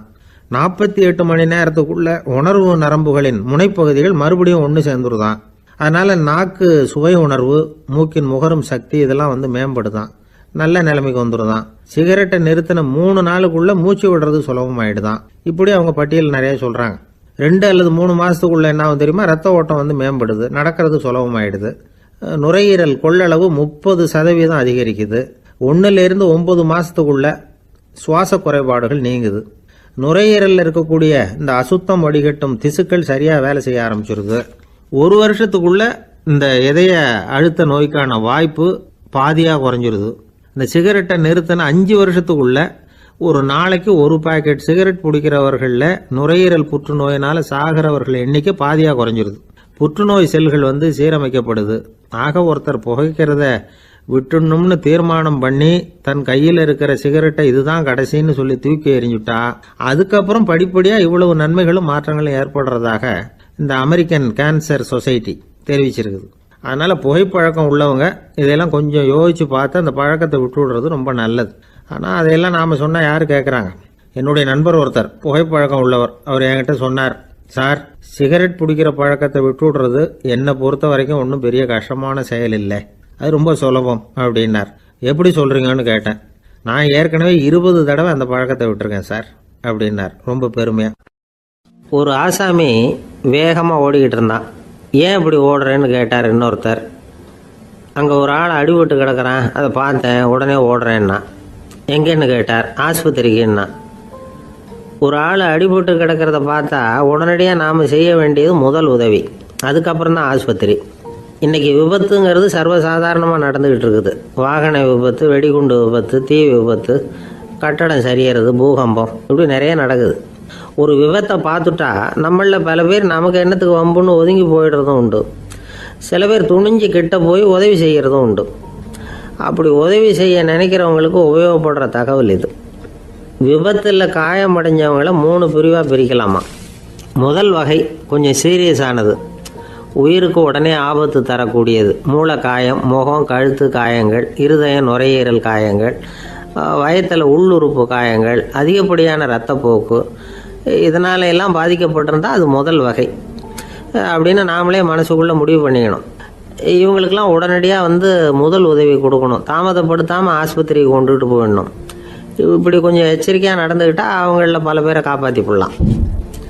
2வது வகை எப்படின்னா, முதல் உதவி விரைவாக கிடைச்சா உயிர் பிழைக்கக்கூடிய மார்பு காயங்கள், கைகால் எலும்பு முறிவு, இடுப்பு முதுகெலும்பு காயம், சீரான இரத்த சேதம், இப்படிப்பட்டவங்களை 2வது வகையாக பிரிக்கணும். ஆபத்து இல்லாத சிராய்ப்புகள், சிறு காயங்கள், இரத்த உறைவுகள், இதனால் பாதிக்கப்படுறவங்க 3வது வகை. ஒருத்தர் தலையில் அடிபட்டு நினைவு விழுந்துட்டாருன்னு வச்சுங்க, அவருக்கு வாந்தி வர்றதுனால புறையேறி மூச்சு அடைப்பு உண்டாகும். இப்படி ஆகாமல் இருக்கிறதுக்காக தலையை ஒரு பக்கமாக சாய்ச்சி வைக்கலாம். நாடி துடிப்பையும் இதய துடிப்பையும் தொட்டு பார்க்கணும். அது குறைஞ்சிருந்தாலும் சரி, நின்று இருந்தாலும் சரி, அவர் மார்பை நிமிஷத்துக்கு 80 தடவை உள்ளங்கையால் அழுத்தி இதய துடிப்பை மீட்கிறதுக்கு உதவி பண்ணணும். கழுத்தில் காயம்பட்டாலும் ஆபத்து அதிகம். கழுத்துக்கு அடியில் ஒரு துண்டை மடித்து வைக்கலாம். 2 பக்கமும் சின்ன தலையணை அல்லது துணி மடிப்புகளை வச்சு கழுத்தை அதிகமாக அசையாமல் பார்த்துக்கலாம். முதுகெலும்பு முறிஞ்சிருக்குமோ அப்படிங்கிற சந்தேகம் இருந்ததுன்னா அவரை அதிகமாக அசைய விடக்கூடாது. அதிகமாக அசைஞ்சால் தண்டு இடத்துல பாதிப்பு ஏற்பட்டு கை கால் விளங்காமல் போயிடும்.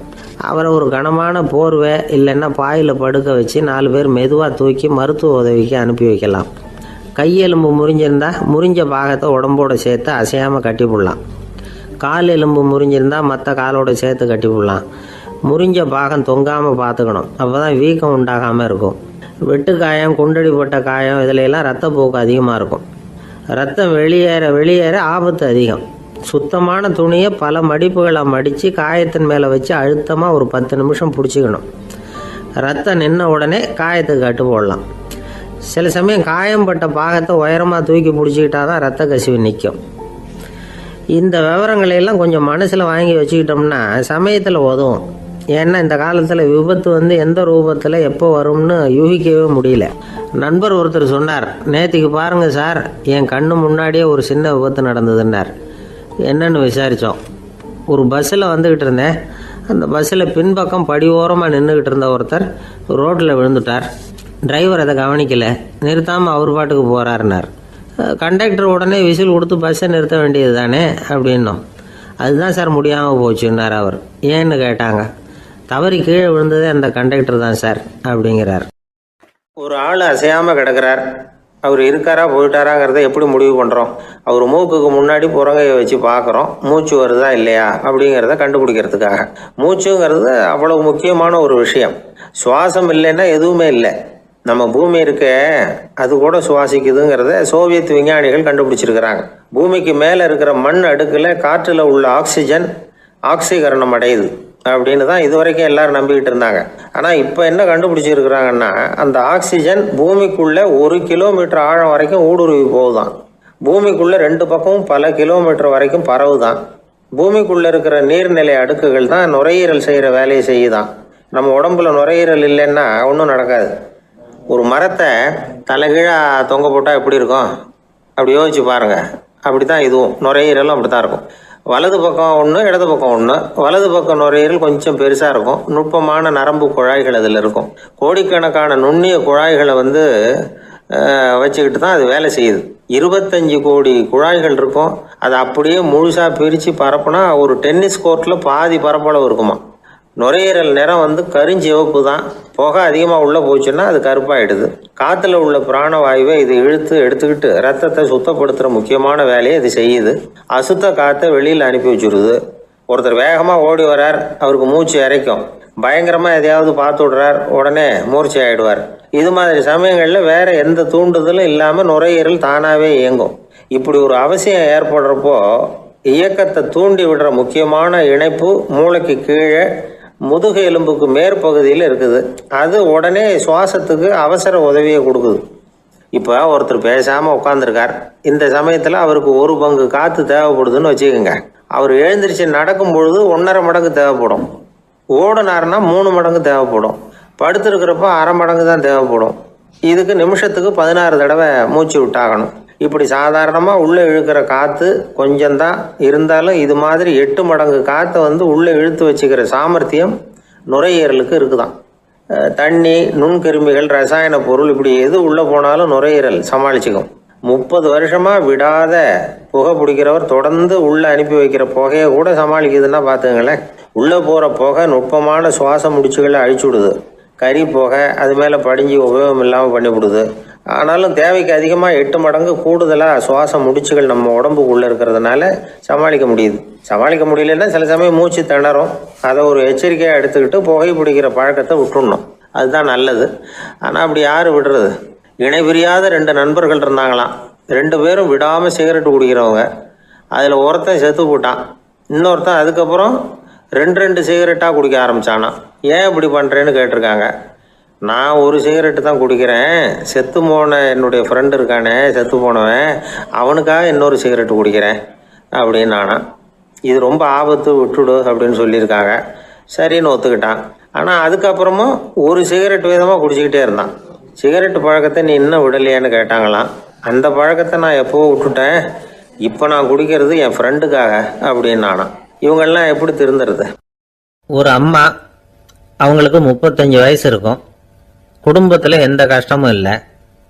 இருந்தாலும் காரணம் இல்லாமல் பிள்ளைங்க பேரில் கோவப்படுறது, எரிஞ்சு விடுறது அவங்க வழக்கம். பிள்ளைங்க அழும். உடனே அவங்க மனசும் சங்கடப்படும். இன்னொரு அம்மா நல்ல வேலையில் இருக்கிறவங்க, வாரத்துக்கு ஒரு தடவையாவது தலைவலி வந்துடும். இவங்களுக்கெல்லாம் உடம்புல எந்த கோளாறும் இல்லை, மனசு மட்டும் சரியா இருக்காது. தூக்க மாத்திரை கையில் வச்சிருப்பாங்க. 30-35 வயசுடைய பெண்களுக்கு சர்வசாதாரணமாக காணப்படுகிற மனக்கோளாறு இது. இதுக்கு பேர் மனவாட்டம், டிப்ரெஷன், மனமடிவு அப்படின்னு சொல்லலாம். இந்த நோய்க்கு அறிகுறி என்ன தெரியுமா?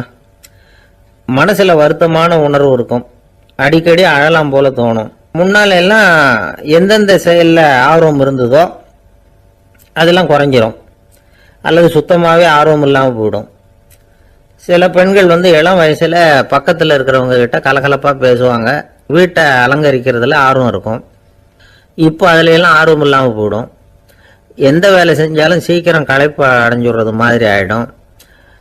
நமக்கு யாருமே உதவியா இல்லை, நம்ம எல்லாரும் கை விட்டுட்டாங்க போல இருக்குதே அப்படிங்கிற உணர்வுலாம் உண்டாகும். தன்னைத்தானே குறை சொல்லிக்குவாங்க, நாம் தப்பு பண்ணிவிட்டோம் போல இருக்குதே அப்படின்னு தோணும். குற்றம் பண்ணிட்டதா நினச்சி கஷ்டப்படுவாங்க. பசி இருக்காது, தூக்கத்தில் தொந்தரவு இருக்கும். அடிக்கடி செத்து போடலாங்கிற உணர்வு வரும், தற்கொலை பண்ணிக்கலாங்கிற எண்ணம் உண்டாகும். சில பேர் தற்கொலை முயற்சியில் கூட ஈடுபடுவாங்க. சில பேருக்கு பலவிதமான உடல் வலிகள் இருக்கும், பலவீனம் இருக்கும், சீக்கிரமாக களைப்படைஞ்சு போடுவாங்க. இதெல்லாம் மனவாட்ட நோய்க்கான தன்மைகள். இந்த மனவாட்டம், அதாவது டிப்ரெஷனை 2 வகையாக பிரிக்கலாமா. ஒன்று தானாக உண்டாக்கிக்கிறது, இன்னொன்று எதிர் விளைவை உண்டு பண்ணுகிற அல்லது நரம்பு சம்பந்தப்பட்ட டிப்ரெஷன். தானாக உண்டாக்கிக்கிற மனவாட்ட நோய் இருக்கு பாருங்க, அதுக்கு ஏதாவது சூழ்நிலை காரணமாக இருக்கலாம் அல்லது இல்லாமலும் போகலாம். மூளையில் டொபாமைன் அல்லது செரட்டோனின் இதோட அளவு குறையும் பொழுது இந்த டிப்ரெஷன் உண்டாகுது. இதுக்கு ஓரளவு பிறவி காரணங்கள் கூட இருக்கலாம், குடும்பத்தில் வேற சிலருக்கும் வரலாம். பாதிக்கப்பட்ட பெண்ணை பார்க்கறதுக்கு பலவீனமாக தெரியும், கடுமையான குற்ற உணர்வு இருக்கும், தனியாக இருக்கிறதுக்கு ஆசைப்படுவாங்க, நடு ராத்திரியில் எழுந்திரிச்சு உட்காந்து கஷ்டப்பட்டுக்கிட்டு இருப்பாங்க, கொடூரமான முறையில் தற்கொலை பண்ணிக்க முயற்சி பண்ணுவாங்க, தீ வச்சுக்கிறது, அமிலத்தை குடிக்கிறது, தூக்கில் தொங்குறது. இப்படி தானாக வரவழைச்சிக்கிற மனவாட்ட நோய் மறையக்கூடிய நோய். ஒரு தடவை வந்தால் 3லேருந்து 6 மாதம் வரைக்கும் நீடிக்கும். இடைப்பட்ட காலங்களில் நோயாளி இயல்பாக இருப்பார். எதிர் விளைவை உண்டு பண்ணுகிற அல்லது நரம்பு சம்பந்தப்பட்ட மனவாட்ட நோய் எப்படின்னா, கணவன் மனைவி மாமியார் மருமகள் இப்படிப்பட்ட உறவு முறை பிரச்சனைகள், தோல்விகள், எரிச்சல்கள், ஆபீஸ் பிரச்சனை, இப்படிப்பட்ட சூழ்நிலையால் உண்டாகிறது. எல்லாத்துக்கும் மருந்து இருக்குது, மார்க்கம் இருக்குது, கவலைப்பட வேண்டியதில்லை, தைரியமாக இருக்கணும். உளவியல் மருத்துவம் இதுக்கு ரொம்ப உபயோகமாக இருக்கும். சில பெண்களை பாருங்கள், அவங்க எதுக்கும் அலட்டிக்கிறது இல்லை. ஒரு அம்மா அப்படிதான் தன்னுடைய கணவனை அழைச்சிக்கிட்டு ஒரு மனநோய் மருத்துவர்கிட்ட வந்தாங்க. டாக்டர், எங்கள் வீட்டுக்காரர் திடீர்னு ஒரு மாதிரி ஆயிட்டார், வித்தியாசமாக நடந்துகிறார். எப்படின்னா, இவர் தன்னையே ஒரு ஒட்டடை பூச்சியாக நினச்சிக்கிட்டு இருக்கிறார். அப்படி நினச்சிக்கிட்டு தன்னுடைய தலையாலேயே வீட்டில் உள்ள ஒட்டடையெல்லாம் தொடச்சிக்கிட்டு இருக்கிறார் அப்படின்னாங்க. எவ்வளவு நாளாக அப்படி இருக்குதுன்னு கேட்டார் டாக்டர். 1 வாரம் அப்படி இருக்குது அப்படின்னாங்க அந்த அம்மா. அப்படின்னா முன்னாடியே ஏன் அழைச்சிட்டு வரல அப்படின்னு கேட்டார் டாக்டர். வீடு பூரா சுத்தமாகட்டுமேனு பார்த்துக்கிட்டு இருந்தேன் டாக்டர் அப்படின்னாங்களாம் அந்த அம்மா. ஒருத்தர் ரொம்ப அவசரமாக போயிட்டு இருந்தார். எங்கே சார் போகிறீங்கன்னு கேட்டோம். எனக்கு வேண்டியப்பட்ட ஒருத்தருக்கு குழந்தை பிறந்திருக்கிறதாக செய்தி வந்திருக்கு, அதுதான் ஆஸ்பத்திரிக்கு போயிட்டுருக்கேன், பார்த்துட்டு வரலாம்னு அப்படின்னார். அப்படின்னா கொஞ்சம் இப்படி உட்காருங்க அப்படின்னோம். சில விவரம்லாம் சொல்கிறேன், கேட்டுக்கிட்டு போங்க அப்படின்னோம். உட்காந்தார். அப்புறம் சொல்ல ஆரம்பித்தோம். புதுசாக பிறந்திருக்கிற ஒரு குழந்தைய பார்க்க போகிறதுன்னா அது சாதாரண விஷயம் இல்லை, அதில் ரொம்பவும் கவனமாக நடந்துக்கணும். புது குழந்தைக்கு நோய் சுலபமாக தொற்றும், முக்கியமாக காற்று மூலமாக பரவுகிற நோய்கள் சுலபமாக வந்துடும். அதனால் நமக்கு உடம்பு சரியில்லைன்னா குழந்தைய விட்டு கொஞ்சம் தள்ளியே இருக்கிறது தான் நல்லது. பெரியவங்களை பொறுத்த வரைக்கும் சாதாரணமாக உள்ள ஒரு கிருமி கூட குழந்தைய பொறுத்த வரைக்கும் ரொம்ப மோசமான ஒரு கிருமியாக இருக்கும். சில வெளிநாடுகளில் எப்படி தெரியுமா, பிறந்த குழந்தை தூங்கிக்கிட்டு இருக்கிற ஒரு ரூமுக்கு போகணும்னா போகிறவங்க முகமூடி போட்டுக்கணும், காலணிகளை மாற்றிக்கணும், அவ்வளவு சுத்தமாக உள்ளே போய் பார்த்துட்டு வரணும். பொதுவாக சில ஆஸ்பத்திரிகளில் பார்த்தீங்கன்னா பார்வையாளர்கள் நேரத்தில் விசிட்டிங் ஹவர்ஸ் தாயை விட்டு குழந்தைய தனியாக பிரித்து வச்சுருவாங்க. எதுக்குன்னு நினைக்கிறீங்க? அந்த நேரம் பல பேர் வருவாங்க போவாங்க, அவங்க கை கால் சுத்தமாக இருக்காது. சுத்தம் இல்லாத கைகள் மூலமாக கிருமிகள் பரவும். சுத்தம் இல்லாத கைன்னா மண்ணு தூசி படிஞ்சிருக்கிற கை மட்டும் தான் அர்த்தம் இல்லை. சாலையில் கையை வீசிக்கிட்டு நடந்து வர்றீங்க, குழந்தைய பொறுத்த வரைக்கும் அது கூட சுத்தம் இல்லாத கை தான். தாயை தவிர மற்றவங்க குழந்தைய தூக்காமல் பார்த்துக்கிறது நல்லது. தாய் கூட அளவோட கொஞ்சிறதோடு நிறுத்திக்கணும். புதுசாக ஒரு குழந்தைய பெற்றுருக்கிற பொண்ணுக்கிட்ட மற்ற தாய்மார்கள் ஏதாவது சொல்லிக்கிட்டே இருப்பாங்க. குழந்தைய அப்படி வளர்க்கணும் இப்படி வளர்க்கணும் அப்படின்னு ஏதாவது அட்வைஸ் பண்ணிக்கிட்டே இருப்பாங்க. இப்படி ஓவராக அறிவுரை பண்ணுறது அந்த பொண்ணை குழப்பி விட்டுரும். அதனால் அப்படிலாம் பண்ணக்கூடாது. அந்த பெண்ணே ஏதாவது கேட்டால் கூட டாக்டர் சொல்ல வேண்டிய விவரங்களை எல்லாம் நாமே சொல்லிக்கிட்டு இருக்கக்கூடாது. புதுசாக பிறந்திருக்கிற குழந்தைய மட்டும்தான் இப்படி பார்க்கணும்னு இல்லை. ஒரு நோயாளி குழந்தைய பார்க்க போகிறதுனா கூட ரொம்ப எச்சரிக்கையாக தான் நடந்துக்கணும். ஒரு தின்பண்டமோ விளையாட்டு சாமானோ அந்த குழந்தைக்கு நாம் வாங்கிட்டு போகிறதா வச்சுக்குவோம். அதை நேராக கொண்டுகிட்டு போய் அந்த குழந்தைகிட்டே கொடுக்கக்கூடாது. அதோட அப்பா அம்மா கிட்ட ரகசியமாக கொடுக்கலாம். அவங்க முடிவு பண்ணட்டும் குழந்தைகிட்ட அதை கொடுக்கலாமா வேண்டாமாங்கிறத. அவங்களுக்கு தான் தெரியும் அதோட மனசும் உடம்பும். உங்கள் அக்கறையை காட்டுறதா நினச்சிக்கிட்டு குழந்தை வாயில் எதையும் கொண்டுட்டு போய் போடாதீங்க. போகிறப்போ உங்கள் வீட்டு குழந்தையும் அழைச்சிட்டு போகாதீங்க. இது நோயை வாங்கிட்டு வந்துடும், அல்லது புதுசாக ஒரு நோயை அதுகிட்ட கொடுத்துட்டு வந்துடும். என்னதான் உங்களுக்கு பழக்கமான குழந்தையா இருந்தால் கூட அதுக்கு விருப்பம் இல்லைன்னா பேசக்கூடாது. அங்கே போய் அவங்க பள்ளிக்கூடத்தை ஞாபகப்படுத்திகிட்டு இருக்கக்கூடாது. நோயில் இருக்கிறப்ப ஸ்கூலை பற்றி பேச அது விரும்பாது. ஆஸ்பத்திரியை விட்டு வெளியில் புறப்படுறப்போ குழந்தைகிட்ட சொல்லணும்னு அவசியம் இல்லை. அதோட அப்பா அம்மா கிட்ட சொல்லிவிட்டு புறப்பட்டா போதும். குழந்தை கோபிச்சிக்காது. சமூக சம்பிரதாயத்தை பற்றி அது கவலைப்படுறதில்லை. இப்படி எல்லா விவரமும் நம்ம எதிரில் உட்காந்துருந்தவங்க கிட்ட சொல்லி முடித்தோம். ரொம்ப நன்றி சார் அப்படின்னு சொல்லிவிட்டு அவர் புறப்பட்டார். குழந்தைங்க கொஞ்சம் வளர்கிற வரைக்கும் தான் நாம் எச்சரிக்கையாக இருக்கணும்னு இல்லை, வளர்ந்த பிறகு இன்னும் எச்சரிக்கையாக இருக்கணும். ஒரு பையன் பள்ளிக்கூடத்துலேருந்து திரும்பி வீட்டுக்கு வந்தான். முகம் பூரா நகத்தால் கீறி இருந்தது. அப்பா பார்த்து பயந்துட்டார். யாருடா உன்னை இப்படி பண்ணது அப்படின்னார். என் கூட படிக்கிற இன்னொரு பையன். நாளைக்கு உன் கூட பள்ளிக்கூடத்துக்கு வர்றேன், நீ எனக்கு அவனை அடையாளம் காட்ட முடியுமான்னார். அது ரொம்ப சுலபம் நான் பையன். எப்படின்னார் அப்பா. அவன் காதில் ஒன்று கையோடு எடுத்துகிட்டு வந்திருக்கிறேன், இதோ என் பையில தான் வச்சுருக்கேன் அப்படிங்கிறான் அந்த பையன். ஒரு நண்பர் யாருக்கோ ஃபோன் பண்ணிகிட்டு இருந்தார். அவர் பேசி முடித்ததும் நான் அவரை பார்த்து, இப்போ ஃபோன் பண்ணிங்களே அந்த ஃபோன் நம்பர் என்ன அப்படின்னு கேட்டேன். அவர் தலையை சொரிஞ்சுக்கிட்டார். ஞாபகம் வரலன்னார். சரி சார் அதை விடுங்க, உங்கள் மனைவி பேர் என்ன அப்படின்னு கேட்டேன். மாலதின்னார். என்ன சார் இது வேடிக்கை, கொஞ்ச நேரத்துக்கு முன்னாடி பேசின ஃபோன் நம்பர் மறந்து போச்சு. எப்போவோ கல்யாணம் பண்ணிக்கிட்ட மனைவி பேர் மறக்கலை, அதை கரெக்டாக சொல்லிவிட்டீங்களே அப்படின்னு கேட்டேன். அவர் என்ன ஒரு மாதிரியாக பார்த்தார். அவர் அப்படி என்னை பார்த்ததில் ஒன்றும் தப்பு இல்லை. ஏன்னா நாம் எல்லாருமே அப்படித்தானே. ஒரு குறிப்பிட்ட காரியத்துக்காக தொலைபேசியில் ஒருத்தட்ட பேசுகிறோம், அதுக்கப்புறம் அந்த எண் நமக்கு அனாவசியம், அதனால் மறந்துடுறோம். இதுக்கு பேர் தான் தற்காலிக ஞாபகம். ஆனால் மனைவி பேரை மறந்துட முடியுமா? முடியாது. அது அவசியமான ஒன்று. அடிக்கடி அந்த பேரை உபயோகப்படுத்துகிறோம், அதனாலேயும் அது முக்கியங்கிறதுனாலேயும் அதை மறக்கறதில்லை. இதுக்கு பேர் நிரந்தர ஞாபகம். சரி, இந்த தற்காலிக ஞாபகம் நிரந்தர ஞாபகம் இது ரெண்டு ஞாபக அளவுகளையும் கட்டுப்படுத்துறது எது அப்படின்னா மூளைக்குள்ள நடக்கிற மின்சார நடவடிக்கைகள் தான். தற்காலிக ஞாபகம் ஒரு மின்னல் மாதிரி தோன்றி மறையுது. நிரந்தர ஞாபகம் ஒரு படிவம் போல மூளையில படிஞ்சுடுது. ஒரு சம்பவத்தின் பல பிரதிகள் மூளையில பல்வேறு பகுதிகளிலேயும் படியறதுனால ஒன்னு மறைஞ்சாலும் மறந்தாலும் இன்னொன்னு மறையறதில்லை. இப்படிப்பட்ட நிலைமையில தான் இந்த தொண்டையில இருக்கு வாயில வரமாட்டேங்குது சார் அப்படிமா. ஒருத்தருக்கு எந்த துறையில ஆர்வமும் ஈடுபாடும் அதிகமோ அது சம்பந்தமான ஞாபக சக்தி அதிகமா இருக்கும். தொழிலை விரும்புகிற ஒரு டெலிபோன் ஆபரேட்டருக்கு எண்கள்லாம் நல்ல ஞாபகம் இருக்கும். அது மாதிரி கவிஞர்களுக்கு வார்த்தைகள் நல்ல ஞாபகத்தில் இருக்கும். இது ஒரு பக்கம் இருந்தாலும் ஒரு மூளை எண்களை விட எழுத்துக்களை விட படங்களை ரொம்ப சுலபமா ஞாபகத்தில் வச்சுக்குது. புரிஞ்சுக்கிற தன்மை, அனுபவம், புத்தி கூர்மை இது கூடி குறையிறத பொறுத்து ஞாபக சக்தியும் ஏறும் இறங்கும். இப்போ உதாரணத்துக்கு ஒரு பையனுக்கு படித்தது எதுவும் ஞாபகத்தில் இல்லைன்னா அவன் அதை சரியாக புரிஞ்சுக்கலன்னு அர்த்தம். இந்த மறதிங்கிறது எந்த சமயத்தில் ஒரு பிரச்சனை ஆகுது தெரியுமா? உங்களுக்கு வேண்டியப்பட்ட ஒருத்தரை ஞாயிற்றுக்கிழமை சாயந்தரம் சரியாக 5 மணிக்கு கடற்கரைக்கு வர சொல்லிவிட்டு அந்த நேரத்தை மறந்துட்டா அது பரவாயில்ல, வர சொன்னதையே மறந்துட்டாதான் நிலைமை மோசம்னு அர்த்தம். இப்படி இருந்தால் இது சிகிச்சை எடுத்துக்க வேண்டிய நிலைமைங்கிறத புரிஞ்சுக்கணும். ஆமாம், இதுக்கும் மருந்து இருக்கு. ஆனால் மூளை குறிப்பிட்ட அளவுக்கும் கீழே இயங்குறப்போவோ இன்னொன்று சொல்லுவாங்க, இந்த நீரோ டிரான்ஸ்மிட்டர் அப்படின்னு சொல்லுவாங்க. அப்படிங்கிற மூளை ரசாயனம் ரொம்பவும் குறைஞ்சி போகிறப்போ மட்டும்தான் உபயோகப்படும். டாக்டர் என்ன சொல்கிறாங்க தெரியுமா, மூளையை பொறுத்த வரைக்கும் அதில் ஞாபக சக்தி அதிகமாக உள்ள மூளை, மறதி உள்ள மூளை அப்படின்னு ஒன்றும் கிடையாது அப்படிங்கிறாங்க. நினைவு வச்சுக்கிறதுக்கு பயிற்சி அளிக்கப்பட்ட மூளை, பயிற்சியற்ற மூளை அப்படின்னு வேணும்னா சொல்லலாம் அப்படின்னு சொல்கிறாங்க.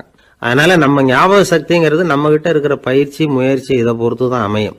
ஒருத்தர் ஒரு பென்சிலை எங்கேயோ வச்சுக்கிட்டு தேடிக்கிட்டு இருந்தார். அப்புறம் என்னமோ தீவிரமா யோசனை பண்ணி அதை ஞாபகப்படுத்தி பார்த்துக்கிட்டு இருந்தாராம். எதிரில் உட்காந்துருந்தவர் சொன்னார், பென்சிலை தானே தேடிக்கிட்டு இருக்கீங்க, அது உங்க வலது காதில் இருக்குது சார் அப்படின்னாராம் அவரு.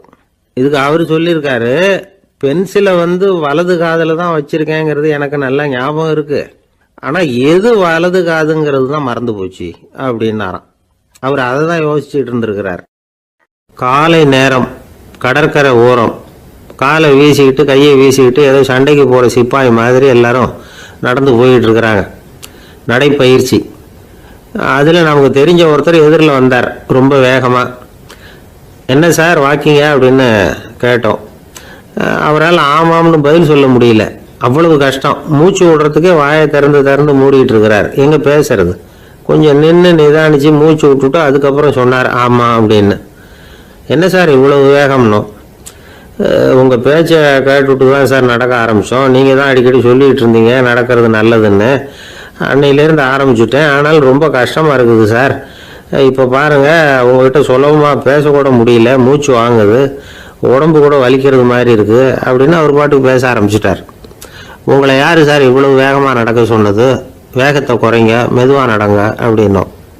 நீங்கள் நடக்கிறதுனால என்னென்ன சௌகரியம்னு அன்னைக்கு சொன்னீங்களே தவிர சௌகரியமாக நடக்கிறது எப்படின்னு சொல்லலையே அப்படின்னார் அவர். இன்னமும் லேசாக மூச்சு வாங்கிக்கிட்டே சொன்னால் கூட இவர் சொல்கிறதுல ஒரு நியாயம் இருக்குது.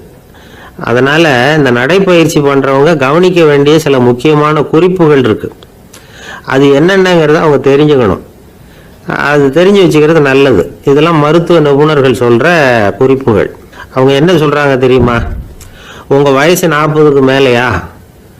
உங்கள் எடை இருக்க வேண்டியதை விட 10 கிலோ அதிகமாக இருக்குதா? நீங்கள் புகை பிடிக்கிறவரா? இதய நோய், இரத்த நாள நோய், உயர் ரத்த அழுத்தம் இப்படி ஏதாவது உங்களுக்கு உண்டா? அப்படின்னா நீங்கள் உங்கள் இஷ்டத்துக்கு வரிஞ்சு கட்டிக்கிட்டு நடைப்பயிற்சி பண்ண ஆரம்பிச்சிடாதீங்க. முதல்ல ஒரு மருத்துவ பரிசோதனை பண்ணிக்கோங்க, அதுதான் நல்லது அப்படின்னு அவங்க சொல்கிறாங்க. நடக்கிறப்போ, உடற்பயிற்சி செய்கிறப்போ மார்பு பகுதியில் அல்லது வேற எங்கேயாவது தொடர்ந்து வலி இருந்ததுன்னா பயிற்சியை நிறுத்தி விட்டு டாக்டரை போய் பார்க்கணும். நடைப்பயிற்சி பண்ணுறப்போ உங்கள் சக்திக்கு தகுந்த மாதிரி மெதுவாக அதிக கஷ்டம் இல்லாமல் முன்னேறலாம். அங்கே என்ன போட்டியாக வைக்கிறாங்க, முந்திக்கிட்டு போய் என்ன பண்ண போகிறோம்? பரிசாக வாங்க போகிறோம்.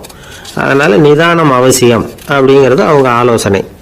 தொந்தரவு கொடுக்காத ஷூ, ட்ரெஸ்ஸு இதுகளை உபயோகப்படுத்துங்க. பாதத்தில் ஆடு தசை இருக்குல்ல, அங்கே ஏதாவது பிரச்சனை இருந்ததுன்னா டாக்டரை பாருங்கள். இந்த பாதத்தில் வலி வரும் அந்த இடத்துல. வெயில் காலமாக இருந்தால் தலைக்கு தொப்பி வச்சுக்கோங்க. பனியில் நடந்தாலும் அப்படி தான், தலையை பத்திரமா பார்த்துக்குங்க. நம்மக்கிட்ட ஏதோ கொஞ்சம் உருப்படியாக தெரியறது அதுதானே. உடற்பயிற்சிக்கு முன்னாடி பின்னாடி பயிற்சி செய்கிறப்போ நிறைய தண்ணி குடிக்கலாமா. முதல் 1 மாதத்துக்கு கொஞ்சம் தளர்த்தியாக சாவகாசமாக நடக்கலாம். மணிக்கு 3 அல்லது 4 கிலோமீட்டர் வேகம்னு வச்சுங்களேன். அதுக்கப்புறம் வேகத்தை அதிகப்படுத்தலாம். மணிக்கு 6 அல்லது 8 கிலோமீட்டர் அளவுக்கு நடக்கலாம். நல்லா கையை வீசிக்கிட்டு நடக்கணும். மூச்சு விடுற எண்ணிக்கை அதிகரிக்கணும்.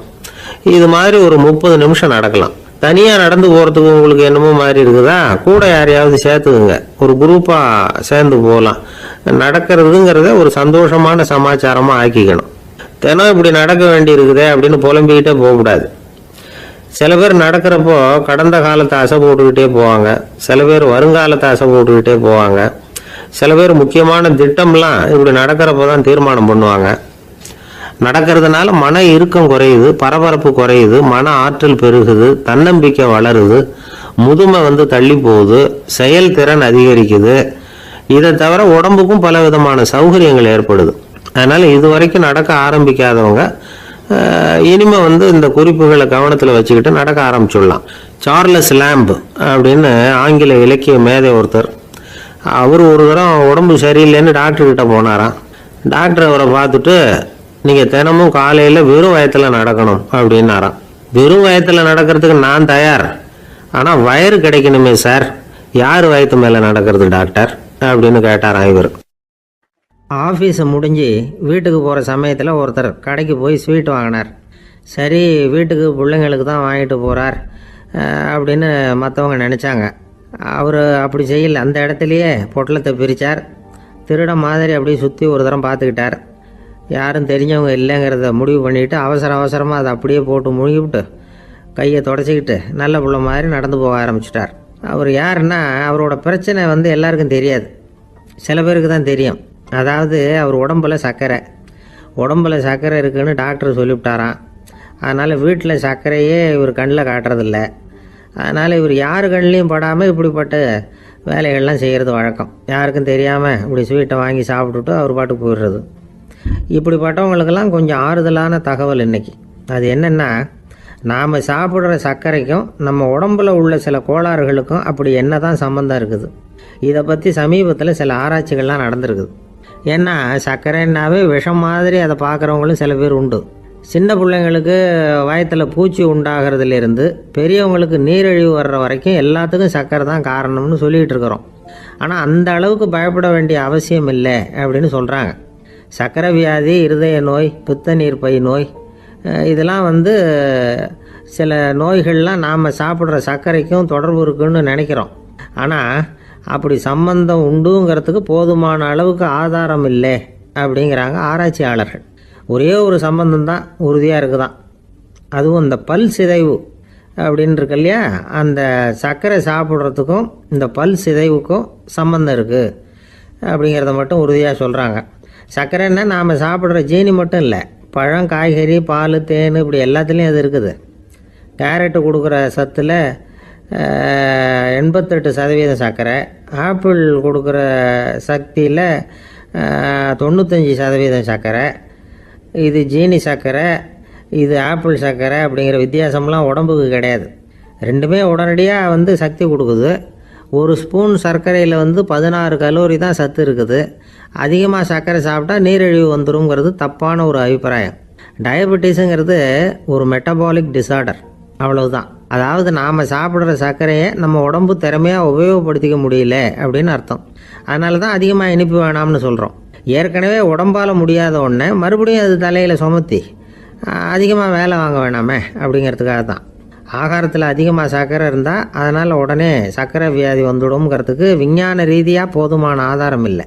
அதனால் எப்போவாவது அதிகமாக ஸ்வீட்டு சாப்பிட்டுட்டா ஐயோ அதிகமாக சாப்பிட்டோமோ என்ன பண்ண போகுது தெரியலையே அப்படின்னு நினச்சி மனசை போட்டு குழப்பிக்க வேண்டியதில்லை. பொதுவாக எதுவுமே அதிகமாக வேண்டாம், எல்லாம் சீராக இருந்தால் போதும். நீரிழிவுங்கிறது புதுசாக வந்துட்ட ஒரு நோய் இல்லை, ரொம்ப காலமாகவே இருக்கிற ஒன்று தான். நம்ம முன்னோர்கள் இதை மதுமேகம் அப்படின்னு சொல்லுவாங்க. அதை கட்டுப்படுத்துறதுக்கு அவங்களே சில வழிமுறையை சொல்லி வச்சுருக்கிறாங்க. அது என்னென்னா வேறு ஒன்றும் இல்லை, இந்த பாவக்காய், முள்ளங்கி, அருகம்புல், அவ்வளவுதான். வெள்ளை முள்ளங்கி இருக்குல்ல, அதை வாரத்துக்கு 3 நாள் சாப்பிட்டுக்கிட்டு வாங்க. நூலுக்கோல் ரொம்ப நல்லது. இல்லைன்னா முள்ளங்கி சாறு 1 ounce சாப்பிட்டுட்டு வரலாம். ரத்தத்தில் சேர்கிற சர்க்கரை அளவு இதெல்லாம் கட்டுப்படுத்துது. சிறுநீரில் காணப்படுகிற சர்க்கரை அளவையும் சமநிலைப்படுத்துது. தினமும் ஆகாரத்தில் கோதுமை, கேழ்வரகு, வெந்தயம், கருவேப்பிலை, சோயாபீன்ஸ் எது கிடைக்குதோ சேர்த்துக்கலாம். இப்படிலாம் செஞ்சுக்கிட்டு வந்தால் அப்புறம் வீட்டுக்கு தெரியாமல் கடையில் போய் நின்றுக்கிட்டு ஸ்வீட் வாங்கி திருட்டுத்தனமாக சாப்பிட வேண்டிய அவசியமே உங்களுக்கு வராது. 2 ஆசாமிகள் கடற்கரையில் உட்காந்து சாவகாசமாக பேசிக்கிட்டு இருந்தாங்களாம். ஒருத்தர் சொன்னார், இன்னொருத்தருக்கு தெரியாமல் ஸ்வீட்டு சாப்பிட்றதே எப்பவும் இடைஞ்சல் தான் சார். நேற்றுக்கு பாருங்கள் அப்படி தான் சாப்பிட்டுக்கிட்டு இருந்தேன், வீட்டுக்காரி கண்ணில் போட்டுவிட்டுது, அதுக்கப்புறம் ஒரே ரகலையாக போச்சு அப்படின்னாரா. எனக்கு கூட அப்படி தான் சார் ஆகிட்டுது, ஒரே